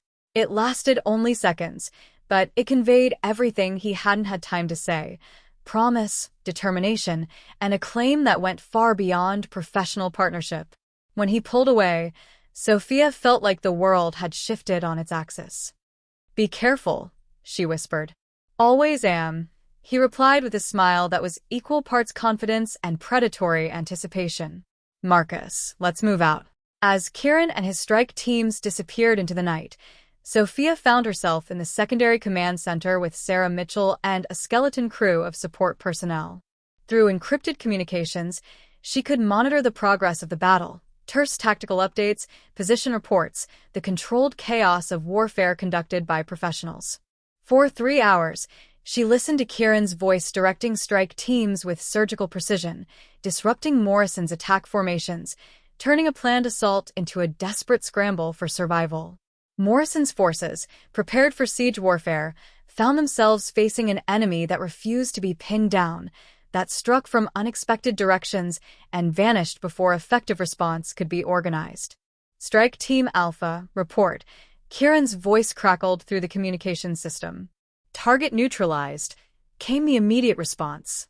"Morrison's eastern flank is compromised." "Strike Team Beta? Heavy weapons position eliminated. No casualties."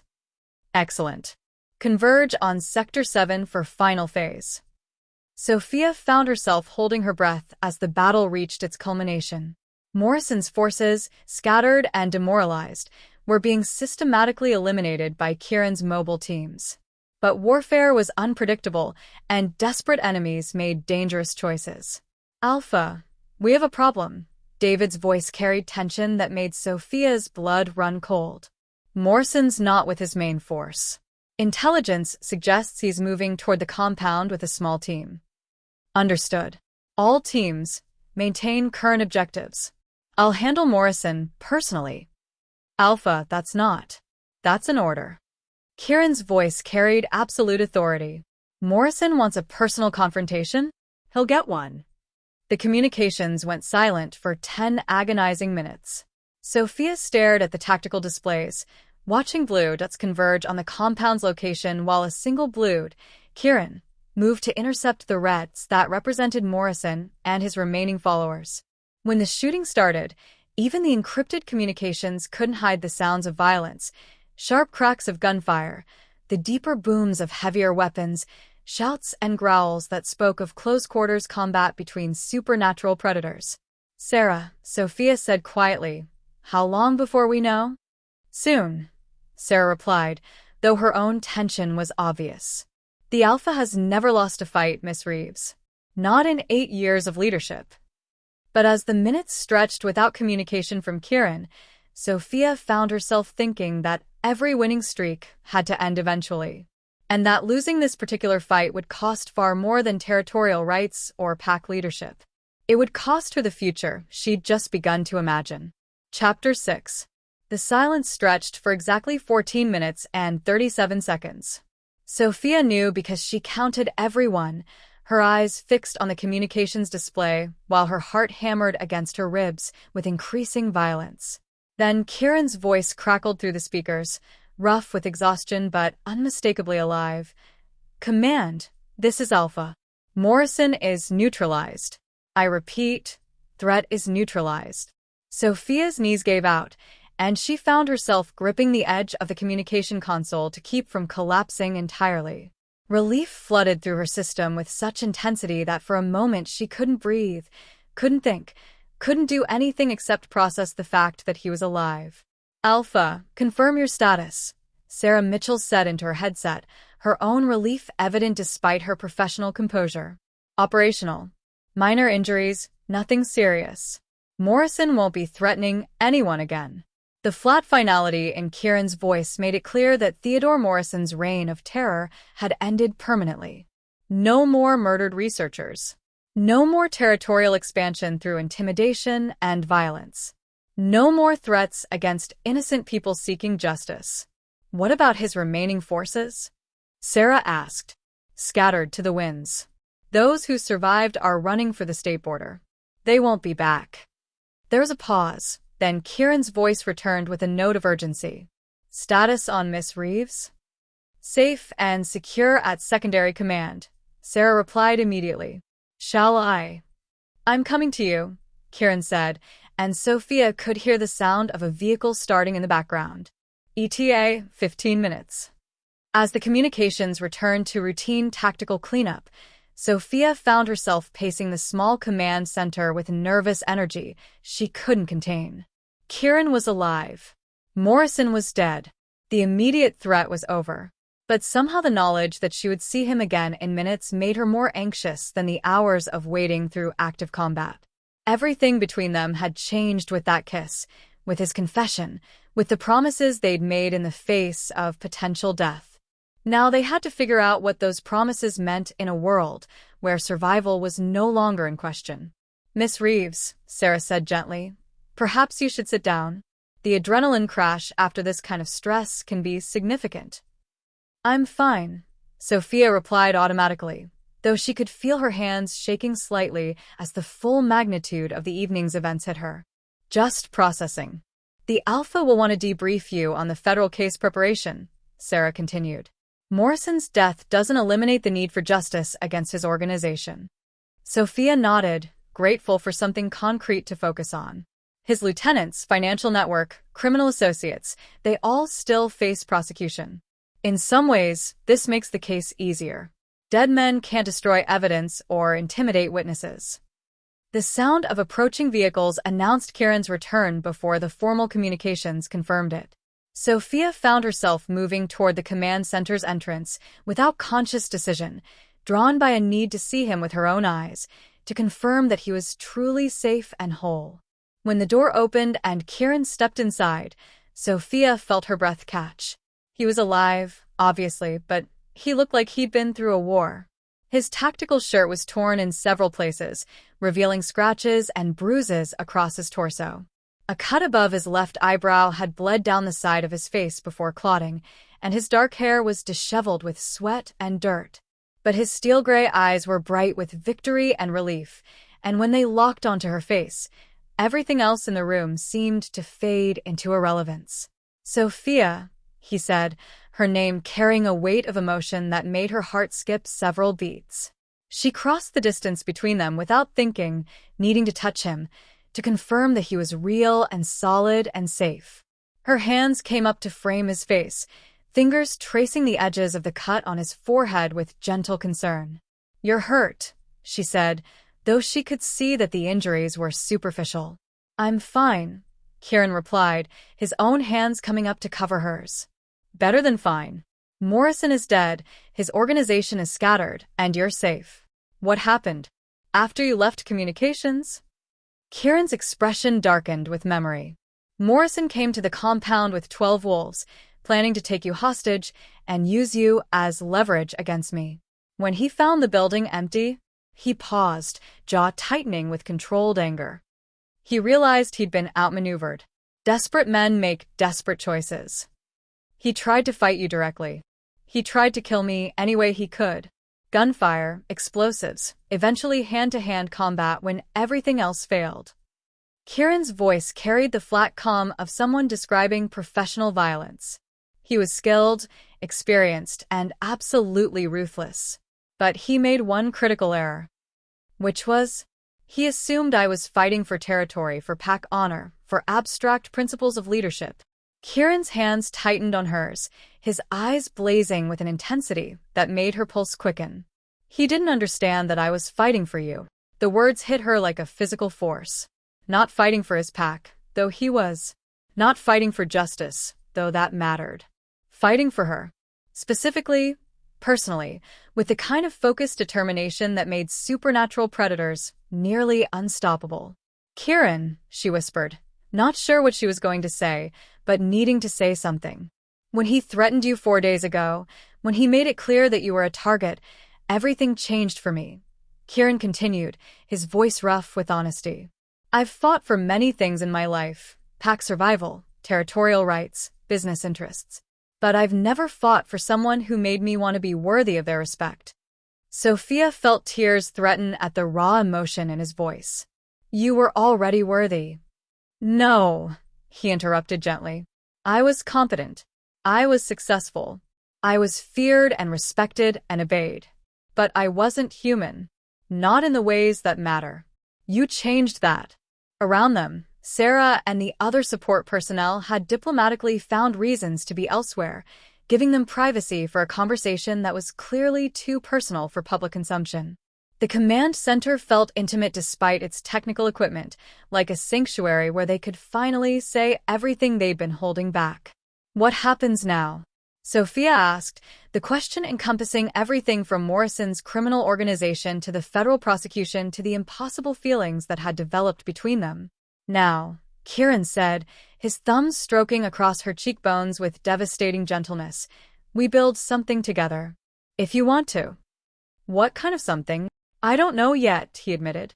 "I've never tried to integrate someone into my world who wasn't born to it. I've never wanted to share authority, share decisions, share the responsibility of leadership. But you've already proven that you can handle my world, that you can contribute to it, that you can make it better simply by being part of it." His smile was warm and genuine, transforming his face from merely handsome to absolutely devastating. "And I've discovered that sharing power with the right person doesn't diminish it, it multiplies it." Sophia felt something tight and fearful in her chest begin to unwind. For 4 days, she'd been terrified that whatever was growing between them was just adrenaline and proximity, that it would fade when the immediate danger passed. But looking into Kieran's eyes, seeing the certainty there, she realized that what they'd built was real enough to survive peace as well as war. "I want that," she said quietly. "Building something together. I want to help you lead this pack, help you protect these people, help you create the kind of justice that my father believed in. Even if it means staying in Colorado? Even if it means integrating into a supernatural community that operates by rules most humans never imagine." "Especially then," Sophia replied firmly. "I've spent my entire career working within human legal systems, watching criminals escape justice because they understood how to exploit the gaps in our laws. Working with you, with your pack, combining supernatural justice with human law enforcement, we could create something unprecedented." Kieran's expression shifted, recognition and growing excitement replacing the uncertainty that had marked his features. A hybrid approach. Supernatural oversight of supernatural crimes, human prosecution of human law violations, coordinated action against threats that cross both boundaries. Exactly. Morrison won't be the last criminal to try hiding supernatural activities behind human legal protections. But if we develop protocols, if we establish cooperation between your people and mine, we create a justice system that actually works, Kieran finished, his voice carrying the same strategic enthusiasm she'd seen during their tactical planning sessions. "Miss Reeves, you continue to amaze me." "Sophia," she corrected, echoing his earlier insistence on first names. "If we're going to be partners in every sense of the word, you should probably use my first name." "Sophia," he repeated, and the way he said it, warm, personal, with an undertone of possession that sent heat racing through her system, made her name sound like a prayer. "There's one more thing," she said, suddenly nervous despite everything they'd already discussed. "What?" "The federal case against Morrison's organization. It's going to require months of preparation, dozens of witnesses, extensive coordination with law enforcement agencies across multiple states." She paused, searching his face for any sign of reluctance. "I'll need to be based here, working closely with your pack, essentially living in your world full-time." "Good," Kieran said immediately. "I was hoping you'd say that." "You were?" "Sophia, did you really think I was going to let you go back to your old life after this?" Did you think I could go back to mine knowing that you were out there somewhere, handling dangerous cases without supernatural protection, facing threats I couldn't help you with? The possessive edge in his voice sent a thrill through her that she made no attempt to suppress. What are you saying? I'm saying that you belong here.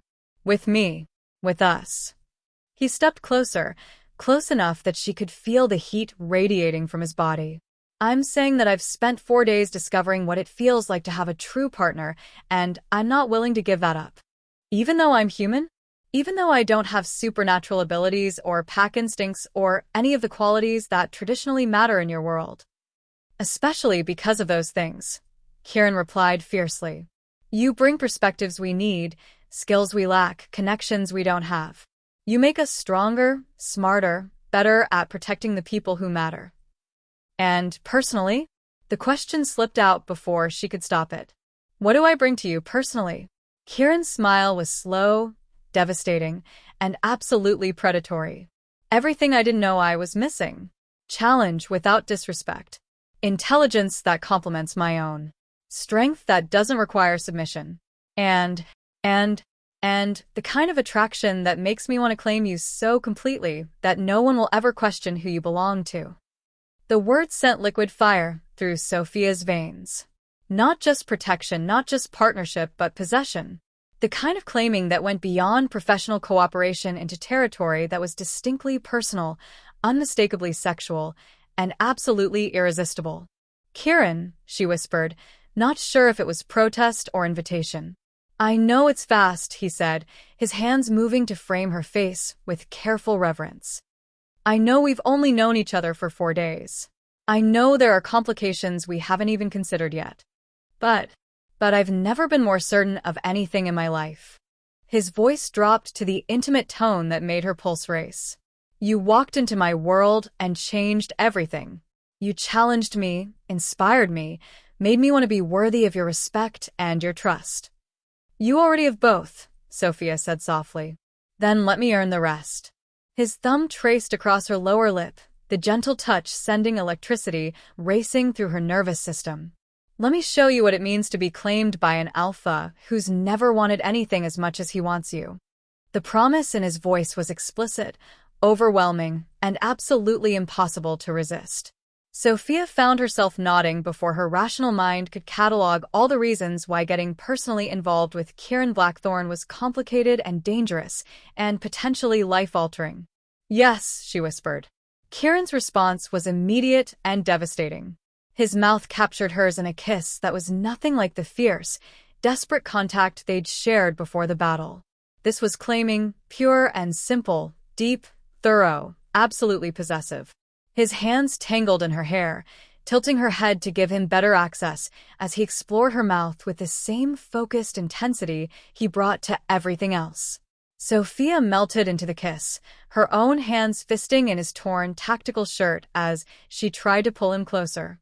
She could taste victory on his lips, could feel the barely leashed power in his careful touch, could sense the predatory satisfaction of an alpha male who had eliminated all threats to his claim.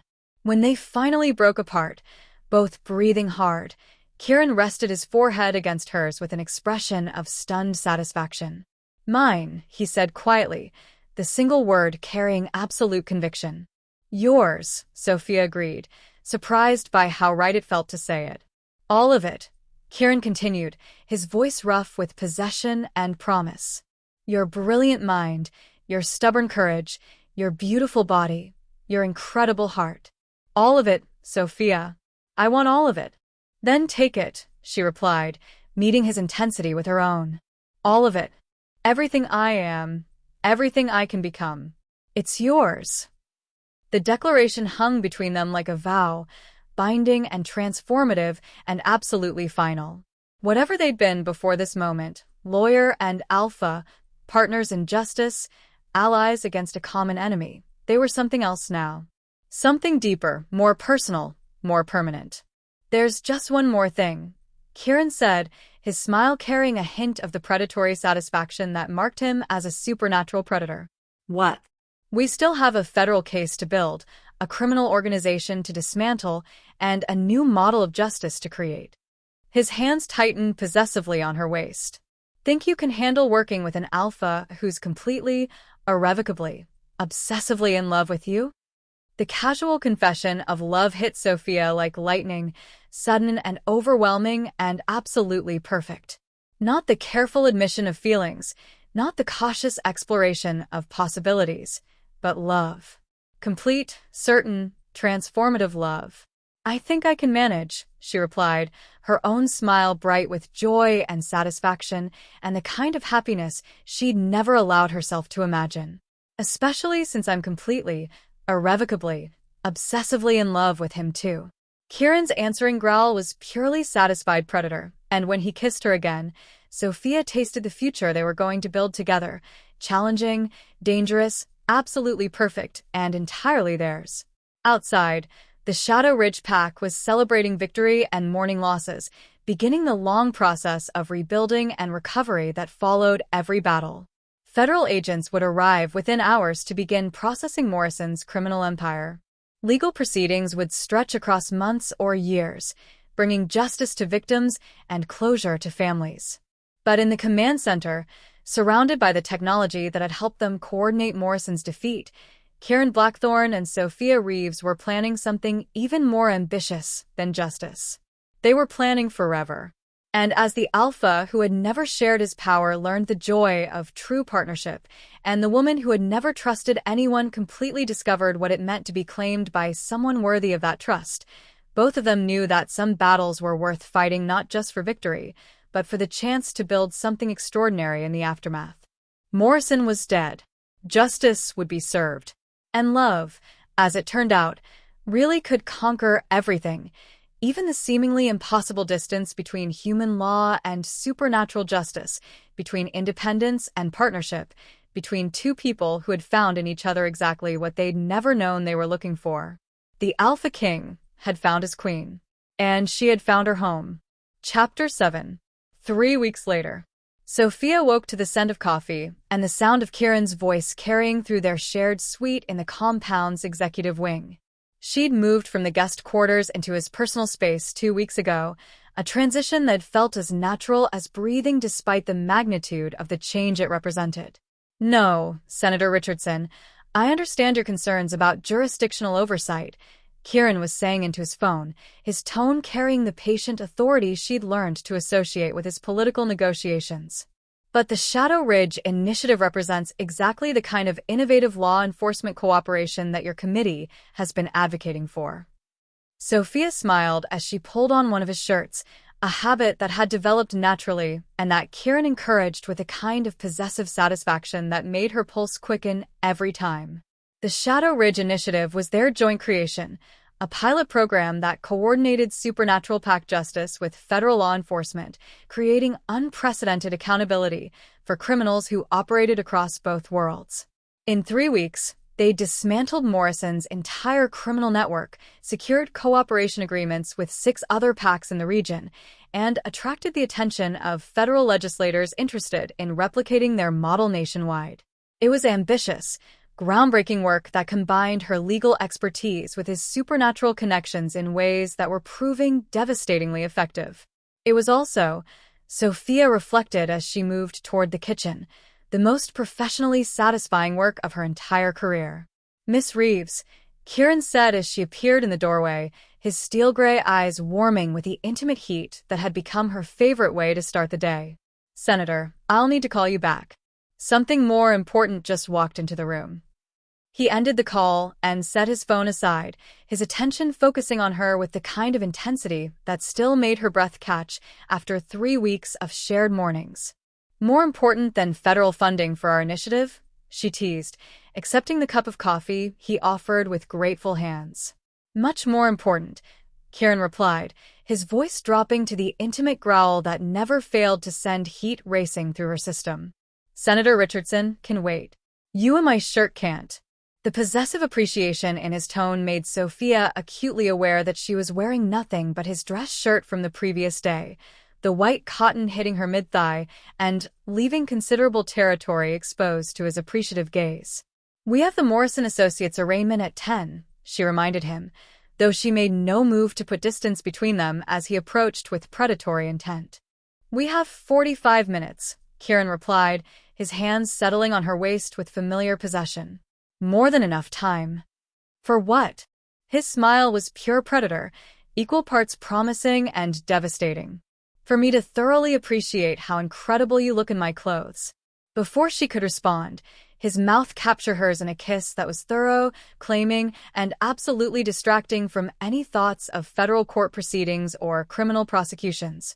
3 weeks of learning exactly how to touch her, exactly how to make her respond, had turned Kieran into a devastatingly effective weapon against her professional focus. Not that she was complaining. "Kieran," she murmured against his lips. "We really do need to." "Need to what?" he asked, his mouth moving to the sensitive spot behind her ear that made her knees go weak. "Need to review the witness testimony for." Her train of thought completely derailed as his hands found the buttons of her borrowed shirt. "For the arraignment." "I've already reviewed the witness testimony," Kieran said, his voice muffled against her throat. "Twice." "Your preparation was flawless, as always." The confidence in his voice sent warmth flooding through her chest. In 3 weeks of working together, Kieran had never once questioned her professional judgment or suggested that her human perspective was inadequate for supernatural justice. If anything, he'd demonstrated complete faith in her abilities while providing the kind of support that made her more effective than she'd ever been working alone. "Still," she said, though her resolve was weakening as his hands mapped territory they'd claimed thoroughly over the past weeks, "we should probably." The sharp ring of Kieran's phone interrupted whatever rationalization she'd been attempting. He growled low in his throat, a sound of pure frustration that made her smile despite the interruption.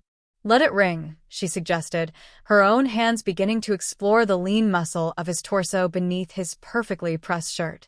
"I can't," Kieran replied regretfully, reaching for the phone. It might be related to the Morrison cleanup. But when he glanced at the caller ID, his expression shifted from frustrated desire to sharp alertness. "Marcus. This had better be important." "Alpha, we have a situation."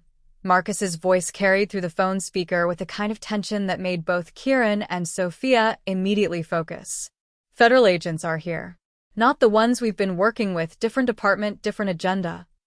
Kieran's jaw tightened with controlled displeasure. "What department?" DA. "They're asking questions about packed territories, requesting access to our financial records, making noises about investigating supernatural organizations for drug trafficking." Sophia felt ice form in her veins. The DEA's involvement suggested someone was trying to circumvent the careful cooperation they'd established with federal law enforcement, possibly targeting supernatural communities under the guise of drug enforcement. "Stall them," Kieran commanded, his voice carrying the absolute authority that made 30 werewolves jump to obey. "Polite cooperation, but no access to sensitive materials without proper warrants. And get legal down there immediately." "Already done, Alpha. But they're specifically asking for Miss Reeves." Kieran's expression darkened dangerously. "Explain." "They claim to have questions about her father's research, about possible connections between his murder and drug trafficking in the region." The words hit Sophia like a physical blow. Her father's research had been comprehensive, documenting not just pack politics, but also the various illegal activities that some supernatural organizations use to fund their operations. If someone was using that research to target legitimate packs, "They're phishing," she said immediately, her legal mind engaging with the threat. Someone fed them information designed to make them suspicious of supernatural communities in general, not Morrison's organization specifically. "Morrison loyalists," Kieran agreed grimly. "His lieutenants are looking for ways to disrupt our cooperation with federal authorities, muddy the waters around his prosecution." "Which means they're desperate enough to bring federal heat down on every pack in the region," Sophia continued, her mind racing through implications. "If they can't save themselves, they're willing to burn down everything else." Kieran was quiet for a moment, his strategic mind clearly working through options and responses. "Marcus, tell the DEA agents that Miss Reeves will be available for questioning later this morning, after she finishes her current federal court obligations. Emphasize that she's actively cooperating with DOJ prosecution of the Morrison criminal enterprise." "Understood, Alpha."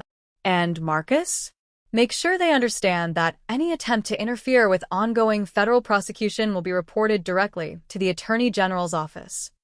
As Kieran ended the call, Sophia found herself thinking that the calm authority in his voice was almost as attractive as his physical presence. Even faced with unexpected federal pressure, he remained absolutely in control, absolutely confident in his ability to protect his people and their shared work. "This could be a problem," she said, though she was already mentally preparing for the confrontation. "This could be an opportunity," Kieran corrected, his predatory smile returning. "Morrison's people are desperate enough to make moves that expose them to additional federal scrutiny. If we handle this correctly, we might be able to identify the remaining threats to our operation." Sophia felt her own smile form as she recognized the strategic thinking that had made Kieran such an effective leader. "You want to use their attack against us as a way to draw them out into the open." "I want to use their desperation to finish what we started," Kieran replied. "Morrison is dead, but his organization still has tentacles that could threaten our work, threaten you, threaten everything we've built together." The possessive edge in his voice sent familiar heat through her system. Even in the middle of discussing federal law enforcement and criminal prosecution, Kieran managed to make it clear that protecting her was his primary motivation. "Then we'd better get dressed and go remind some federal agents why cooperation is more effective than confrontation," Sophia said, reluctantly pulling away from his touch. "Sophia," Kieran called as she moved toward their shared closet. "Yes.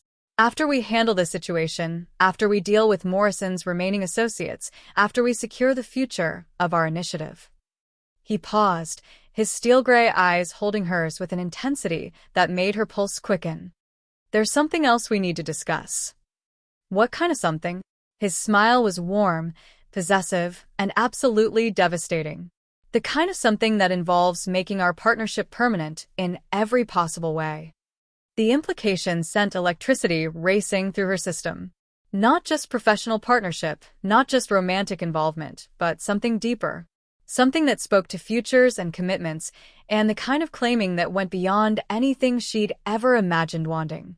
"Kieran," she started, not sure what she was going to say. "Later," he said, moving to join her at the closet.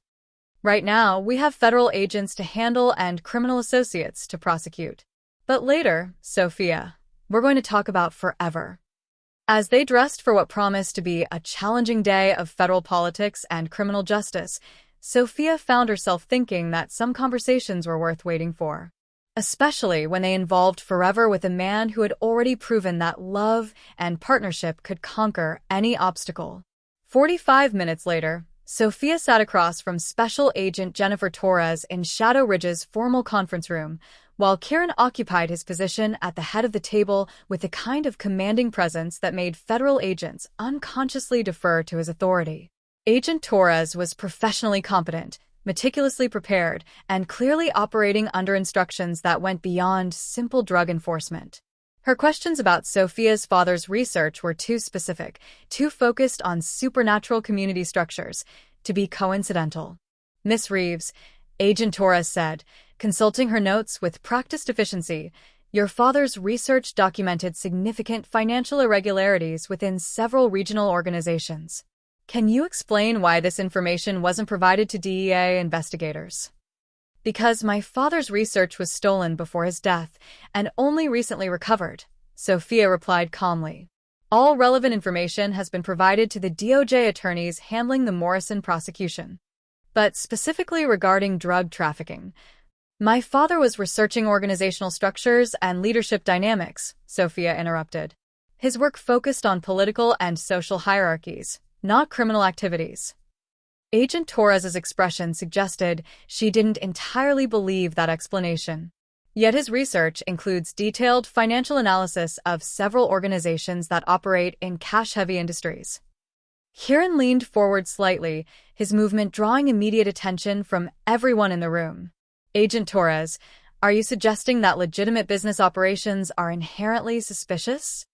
"I'm suggesting that organizations operating outside normal regulatory oversight might be engaged in activities that warrant federal investigation. Such as drug manufacturing, distribution, money laundering, tax evasion." Agent Torres's tone carried the confidence of someone accustomed to intimidating witnesses. Organizations that operate with unusual secrecy, that maintain paramilitary-style hierarchies, that control significant territory through intimidation. Sophia felt Kieran's wolf respond to the implicit threat, could sense the predatory stillness that marked him as dangerous despite his civilized appearance. Agent Torres had essentially accused every supernatural pack in the region of criminal activity based on their organizational structures. Agent Torres, Sophia said carefully, "Are you familiar with the Tribal Law and Order Act? The Indian Self-Determination Act? Federal legislation that specifically recognizes alternative community structures and self-governance." "These aren't federally recognized tribal communities, Miss Reeves." "No, but they are communities that operate under ancient cultural traditions, with internal governance structures that don't necessarily conform to mainstream American business models." Sophia's voice carried the professional authority that had made her successful in corporate law. Cultural differences aren't evidence of criminal activity. Cultural differences that include territorial control through violence. Alleged territorial control, Kieran corrected smoothly. "And I'd be very interested to see what evidence you have of violence being used for territorial purposes." Agent Torres consulted her notes again, clearly working from prepared material. Theodore Morrison's organization was engaged in systematic violence against rival groups. His death has created a power vacuum that's being filled through additional violence. Theodore Morrison was a criminal, Sophia said bluntly. His death occurred during his attack on innocent people, and his organization is being prosecuted through proper federal channels. Any suggestion that his victims are somehow responsible for his criminal activities is both inaccurate and offensive. Miss Reeves, your cooperation with this investigation has been complete and comprehensive, Kieran interrupted, his voice carrying enough authority to make Agent Torres pause mid-sentence. Miss Reeves has provided extensive cooperation with federal prosecution of Morrison's criminal enterprise. She's testified before grand juries, provided expert analysis of financial records, and personally ensured that justice is served for her father's murder. But regarding other organizations, Agent Torres, Sophia said with deadly calm, if you have specific evidence of criminal activity by specific individuals, I encourage you to pursue proper investigative channels. If you're conducting a fishing expedition based on cultural bias and incomplete information, I'm afraid this interview is over. The temperature in the room seemed to drop several degrees. Agent Torres looked like she wanted to argue, but the legal foundations of her questions were obviously shaky, and Sophia's professional reputation carried significant weight with federal law enforcement. Miss Reeves, Agent Torres said finally, I hope you understand that obstructing a federal investigation would be a serious crime, Sophia finished. One that I have no intention of committing, just as I have no intention of allowing federal resources to be wasted on investigations based on prejudice rather than evidence. She stood, her movement prompting Kieran to rise as well. The combined effect, Sophia's legal authority and Kieran's physical presence, made Agent Torres suddenly seem much smaller and less confident. If you have specific questions about my father's research as it relates to the Morrison prosecution, please coordinate with DOJ attorneys, Sophia continued.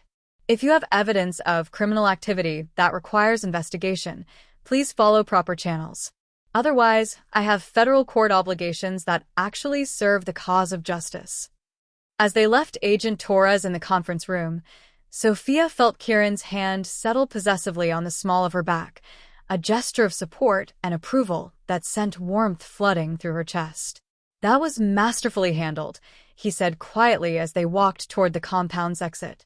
That was someone testing our cooperation with federal law enforcement, Sophia replied. Morrison's people are trying to undermine our credibility, make federal agencies suspicious of supernatural communities in general. Will it work?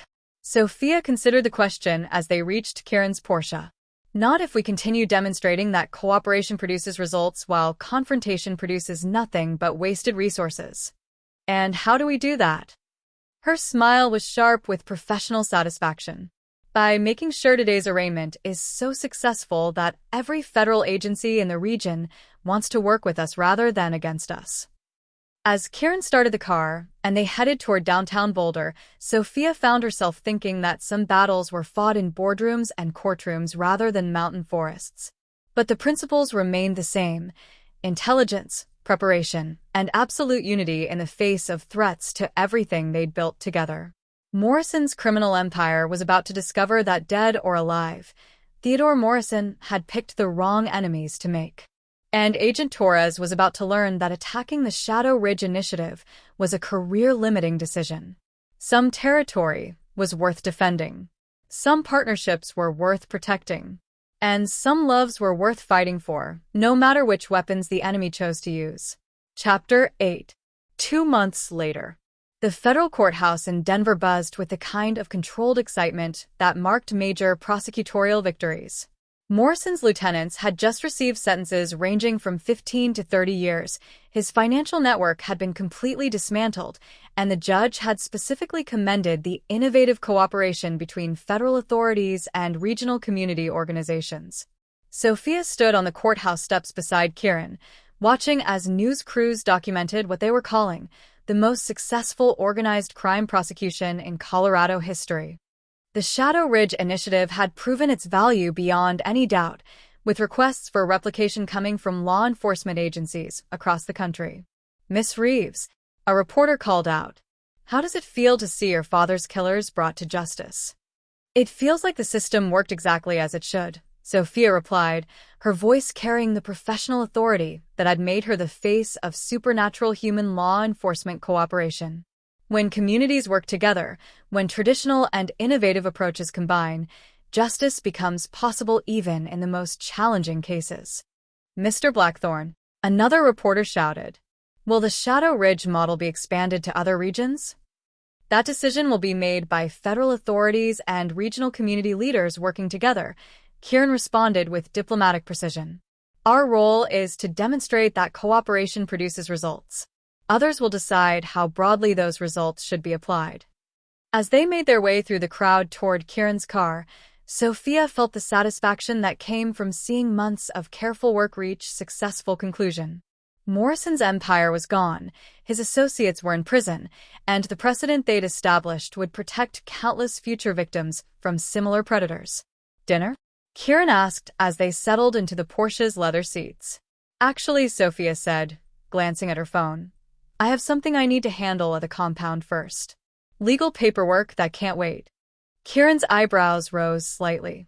"On the day of our biggest victory? Can it wait until tomorrow?" "Unfortunately, no. Time-sensitive federal filing requirements." She smiled apologetically. "But it shouldn't take more than an hour." Very well.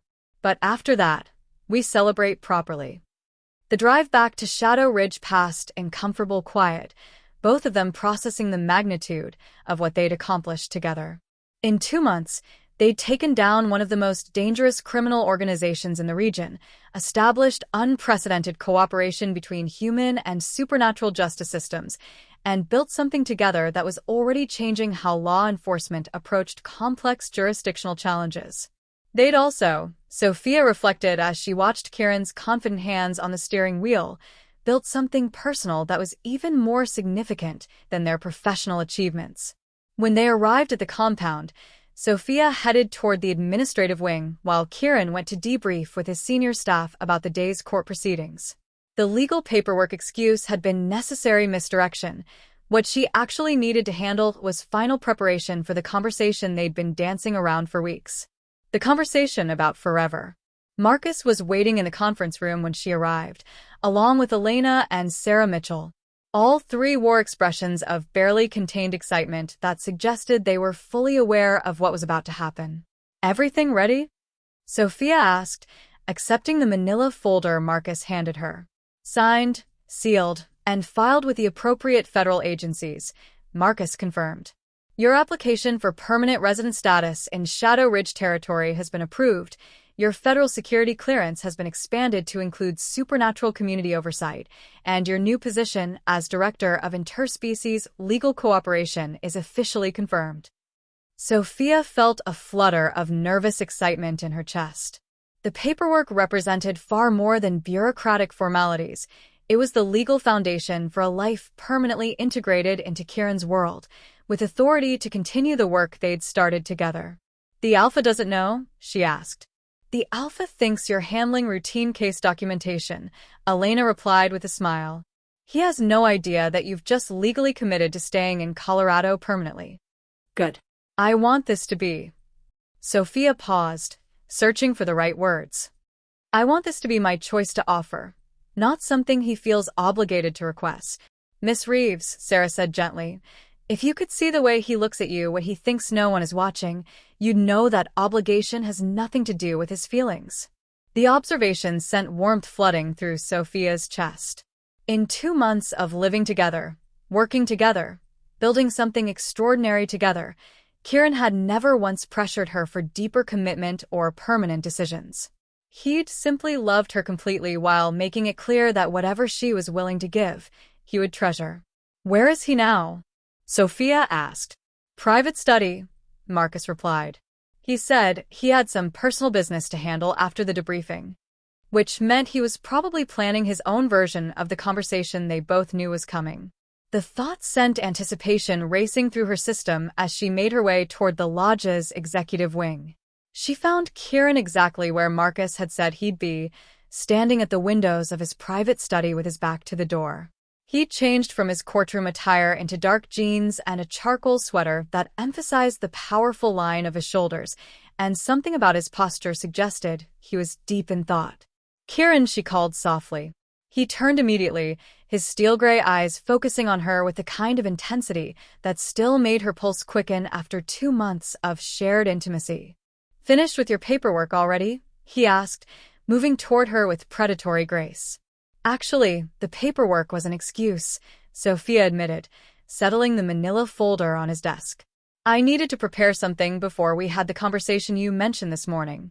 Kieran's expression shifted to curious attention. "What kind of something?" Instead of answering immediately, Sophia moved to stand directly in front of him, close enough to see the flecks of silver in his gray eyes, close enough to catch the scent that had become as familiar as breathing. "2 months ago, you said you wanted to talk about—" "I did." His voice carried careful control, as if he were afraid of pressuring her or assuming too much. "I've been thinking about that conversation. About what forever looks like, about what permanent means, about what kind of commitment I'm ready to make." Kieran went absolutely still, every muscle in his powerful frame coiled with attention. And I realized that I've been approaching this backwards," Sophia continued, her heart racing as she prepared to lay everything on the line. "I've been waiting for you to ask me for something, when what I really want is to offer you everything." She reached for the manila folder, extracting the official documents that represented her permanent integration into his world. "I've accepted a permanent position as Director of Interspecies Legal Cooperation. I've applied for and received permanent resident status in Shadow Ridge territory. I've restructured my entire life around staying here, working with your pack, building our initiative into something that will protect people for decades to come." Kieran's eyes widened as he scanned the documents, understanding immediately what they represented. "Sophia, I'm not finished," she said, her voice gaining strength and certainty with every word. "I've also realized that what I want isn't just professional partnership or romantic involvement or even long-term commitment. What I want is to be yours completely, permanently, in every way that matters to both humans and wolves." The confession hung between them like a challenge. Sophia had just offered herself not just as a lover or partner, but as a mate in the deepest sense of the word, permanent, binding, the kind of claiming that supernatural communities recognized as sacred and unbreakable. "You're offering to bond with me," Kieran said quietly, his voice rough with emotion. "Permanently. Completely. I'm offering to be your mate, your partner, your equal in every sense of the word," Sophia corrected. "I'm offering to share your territory, your authority, your life, your future. Everything I am, everything I can become, I want it to be ours, not just mine." Kieran was silent for a long moment, his expression cycling through surprise, joy, fierce satisfaction, and something that looked like overwhelming love. "Do you understand what you're offering?" he asked finally. "Mating bonds aren't just emotional commitments, Sophia. They're supernatural connections that can't be broken, even by death. They change you, change how other wolves perceive you, change your place in the pack hierarchy forever. I understand, she replied with absolute certainty. I understand that I'll be marked as yours in ways that every supernatural being will recognize. I understand that I'll share in your authority and your responsibilities. I understand that what we build together will be permanent in ways that human marriage can't even approach. And you want that? I want that, Sophia confirmed, stepping closer until they were sharing breath. I want to be claimed by you so completely that no one will ever question who I belong to. I want to share power with you, build justice with you, create something together that will outlast both of us. Kieran's control finally snapped. His hands came up to frame her face with reverent possession, his thumbs tracing along her cheekbones as he studied her expression for any sign of doubt or reservation. Sophia, he said, her name carrying the weight of everything he felt, everything he wanted, everything he was prepared to offer in return. Are you certain? Once I claim you as my mate, once the bond is formed, there's no going back. You'll be mine forever, and I'll be yours just as completely. I've never been more certain of anything in my life, she replied, meeting his intensity with her own. Claim me, Kieran. Make me yours in every way that matters. Show me what forever looks like. His response was immediate and devastating. His mouth captured hers in a kiss that was claiming and promise and absolute possession all at once. Deeper than passion, more consuming than desire, this was the kiss of an alpha male claiming his chosen mate with the full weight of supernatural authority behind it. Sophia melted into the claiming, her own hands fisting in his sweater as she tried to pull him closer. She could feel something changing in the kiss, something fundamental shifting as Kieran's wolf recognized her acceptance and began the process of establishing the bond that would unite them permanently. When they finally broke apart, both breathing hard, Kieran rested his forehead against hers with an expression of stunned satisfaction. Mine, he said quietly, the single word carrying absolute conviction. Yours, Sophia agreed, feeling the truth of it settle into her bones like a benediction. Completely, permanently, forever yours. All of it, Kieran continued, his voice rough with possession and promise. Your brilliant mind, your stubborn courage, your incredible heart, your beautiful body. All of it, Sophia. Mine to protect, mine to treasure, mine to claim whenever and however I choose. All of it, she confirmed, shivering at the intensity in his voice. Everything I am, everything I can become. Yours to claim, yours to keep, yours to love for the rest of our lives. The rest of our lives, Kieran repeated, as if testing the promise. Decades of building justice together, protecting our people together, creating something that will change how the world handles the intersection of human and supernatural law. Decades of loving each other, Sophia added, her voice soft with wonder at the future they were promising each other. Of learning each other, challenging each other, being everything the other needs. Mrs. Blackthorne, Kieran said experimentally, the title sending electricity racing through her system. I like the sound of that, Sophia replied, surprised by how right it felt. Though professionally, I think I'll keep Reeves. The Shadow Ridge initiative needs the credibility that comes with my established reputation. Sophia Reeves, Director of Interspecies Legal Cooperation, Kieran said with obvious pride. And Sophia Blackthorne, mate to the Shadow Ridge Alpha. Both identities, both roles, both completely yours to define. The recognition that he understood her need to maintain her professional identity while fully embracing her new role in his world sent love flooding through her chest.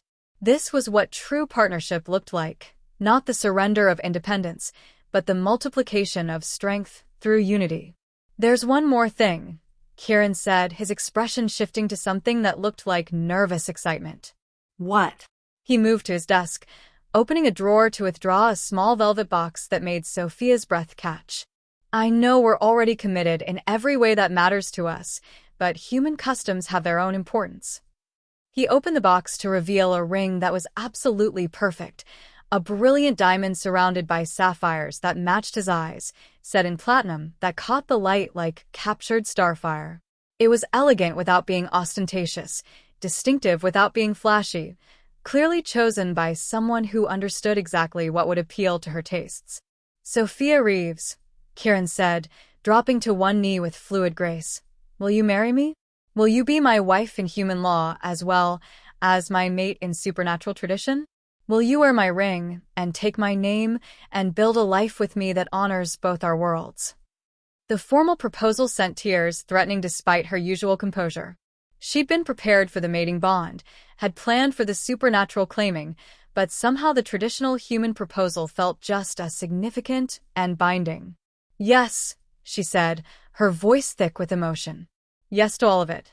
Marriage, mating, building something together that neither of us could create alone." Kieran slipped the ring onto her finger with reverent care, the fit perfect and the weight of it feeling like coming home. When he stood and kissed her again, Sophia tasted their entire future, challenging, dangerous, absolutely perfect, and entirely theirs. "When?" she asked against his lips. "Tomorrow," Kieran replied immediately. "I've waited 2 months to make you permanently mine. I'm not waiting any longer than absolutely necessary." Sophia laughed, recognizing the impatience of an alpha male who had found his perfect mate and wanted the claiming formalized as quickly as possible. "Tomorrow for which ceremony? The human wedding or the supernatural bonding?" "Both," Kieran said with predatory satisfaction. "Human ceremony in the morning for legal recognition, bonding ritual that evening for supernatural acknowledgement. By tomorrow night, you'll be mine in every way both worlds recognize." "And you'll be mine," Sophia reminded him, her own possessive instincts surprising her with their intensity. "Completely," Kieran agreed. "Forever and absolutely yours." As they stood together in his private study, surrounded by the evidence of everything they'd built and everything they were promising each other, Sophia found herself thinking that some victories were worth more than justice served or criminals defeated. Some victories were measured in love freely given, trust completely offered, and futures built together by two people who had found in each other exactly what they'd never known they were looking for. Tomorrow, she would become Sophia Blackthorne, mate to the most powerful alpha in Colorado and partner in the most innovative justice initiative in the country. Tonight, she was simply Sophia Reeves, completely and irrevocably in love with a man who had proven that the right partnership could conquer any obstacle. The Alpha King had claimed his queen, and she had claimed him right back. Forever started now. Alpha Pair. 6 months later. The morning sun streamed through the floor-to-ceiling windows of what was now officially their shared office in the Shadow Ridge Administrative Complex. Sophia, now Sophia Blackthorne in every legal document and Sophia Reeves in every professional context, sat reviewing case files while her husband coordinated pack security from his position at the adjacent desk. The arrangement had taken some adjustment. 2 powerful personalities sharing workspace, decisions, and authority required the kind of constant negotiation that would have destroyed most relationships. But for them, it had become a dance of mutual respect and complementary strengths that made both of them more effective than they'd ever been working alone. "The Denver Pack wants to implement their own version of the initiative," Kieran said, ending his call with a satisfaction that marked another successful expansion of their model. "That makes 7 packs in 4 states requesting cooperation agreements with federal law enforcement. And the Department of Justice wants to make it a formal pilot program with federal funding," Sophia added, looking up from the legislative proposals that had been flooding her desk since their success became national news. "Congressional hearings start next month to discuss nationwide implementation." She still found it remarkable how naturally they'd fallen into shared leadership. Kieran handled supernatural community relations and security coordination, while she managed federal cooperation and legal framework development. But every major decision was made together, every strategy developed through the kind of intellectual partnership that had become as essential to their relationship as physical attraction. "Mrs. Blackthorne," Elena's voice came through the intercom. "You have visitors." Sophia and Kieran exchanged glances. They weren't expecting anyone, and unannounced visitors were usually either very good news or very bad problems. "Who?" Kieran asked, his alpha instincts automatically assessing potential threats. Federal agents, Elena replied. But they're requesting a meeting, not demanding one. Very polite, very respectful. They seem genuinely interested in cooperation rather than confrontation, which was a significant change from the suspicious hostility they'd faced 6 months ago. Success, as it turned out, was an excellent teacher when it came to federal attitudes towards supernatural communities. Send them in, Sophia said, rising from her desk as Kieran moved to stand beside her. 6 months of marriage had taught them both that presenting a united front was essential when dealing with outside authorities. The 2 agents who entered were younger than she'd expected, professionally dressed but not intimidating, carrying themselves with a kind of careful respect that suggested they understood exactly who they were dealing with. Mr. and Mrs. Blackthorne, the female agent said, offering identification that marked her as FBI rather than DEA. I'm Special Agent Lisa Chun, and this is Special Agent Robert Martinez. Thank you for seeing us. Agent Chun, Kieran replied with diplomatic neutrality. How can we help you? We're here to discuss the Shadow Ridge Initiative, Agent Martinez said, settling into the chair Sophia indicated. Specifically, we're hoping to gain your support for expanding the model to international applications. Sophia felt her eyebrows rise. International expansion was something they discussed privately but hadn't yet proposed through official channels. What kind of international applications? Cross-border criminal organizations that operate in both human and supernatural communities, Agent Chen explained. Drug cartels that use supernatural enforcers, human trafficking rings that exploit supernatural victims, terrorist organizations that recruit from alienated supernatural populations. Basically, Agent Martinez continued, all the criminal enterprises that fall through the cracks because no single law enforcement agency has jurisdiction over both human and supernatural elements. Kieran leaned back in his chair, his expression thoughtful.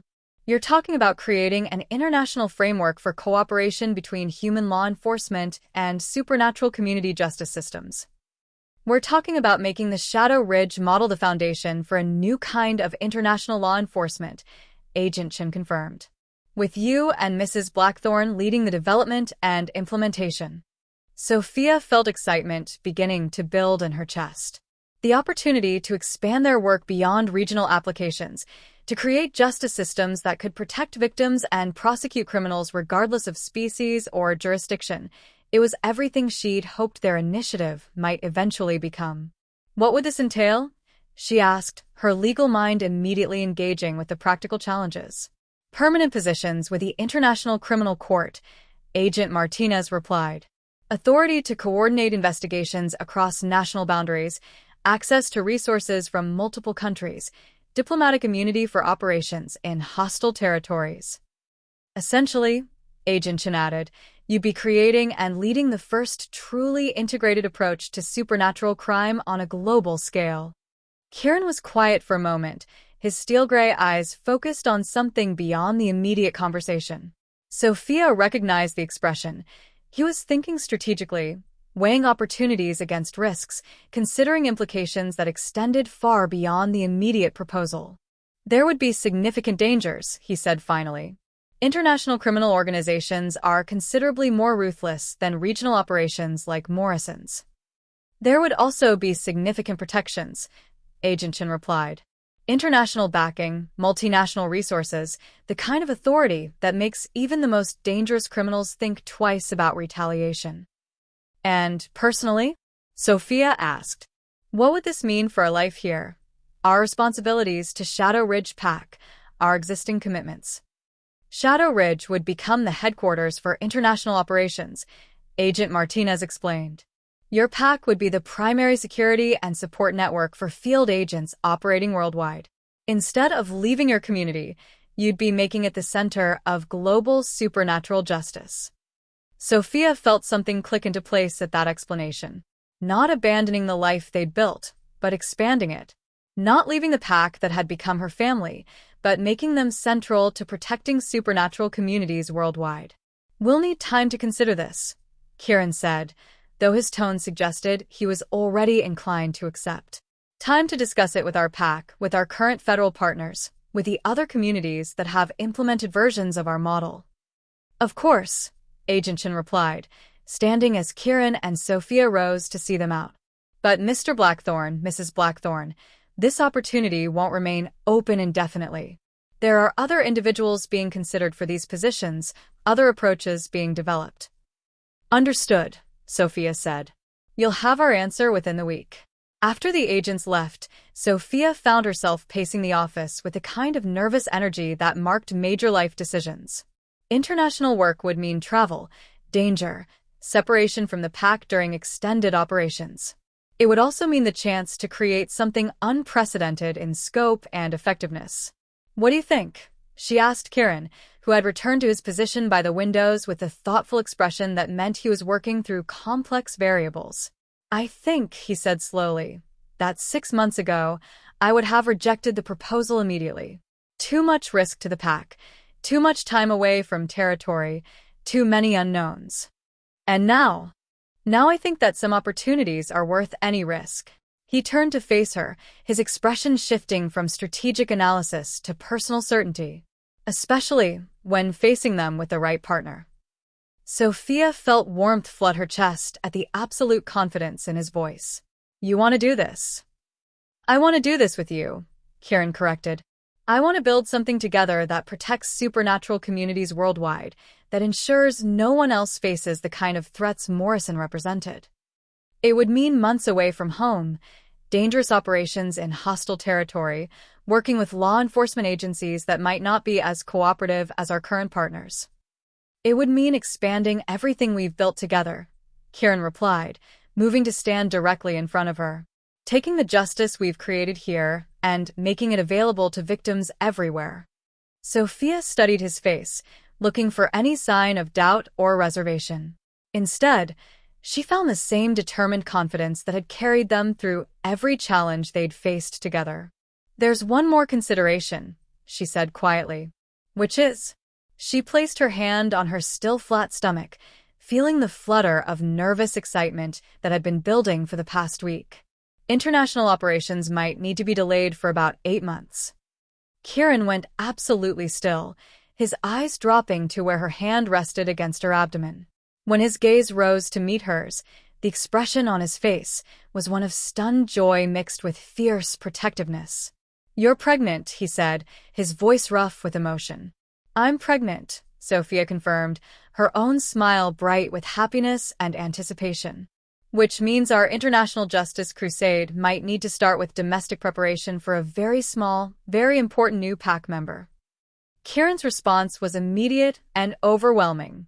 He swept her into his arms with the kind of claiming possession that still made her pulse race after 6 months of marriage, spinning her around before setting her down with reverent care.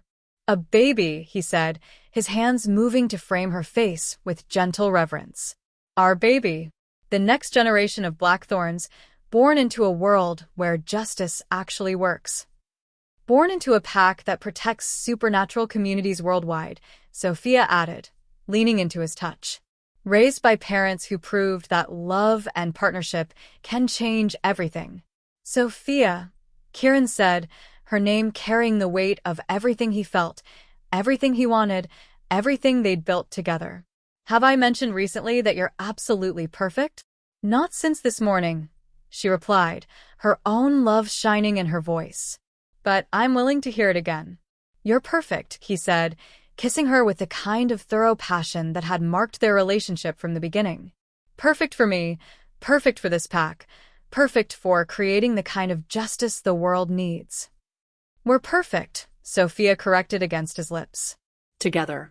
As partners, as mates, as parents to the child who's going to grow up thinking international supernatural law enforcement is perfectly normal.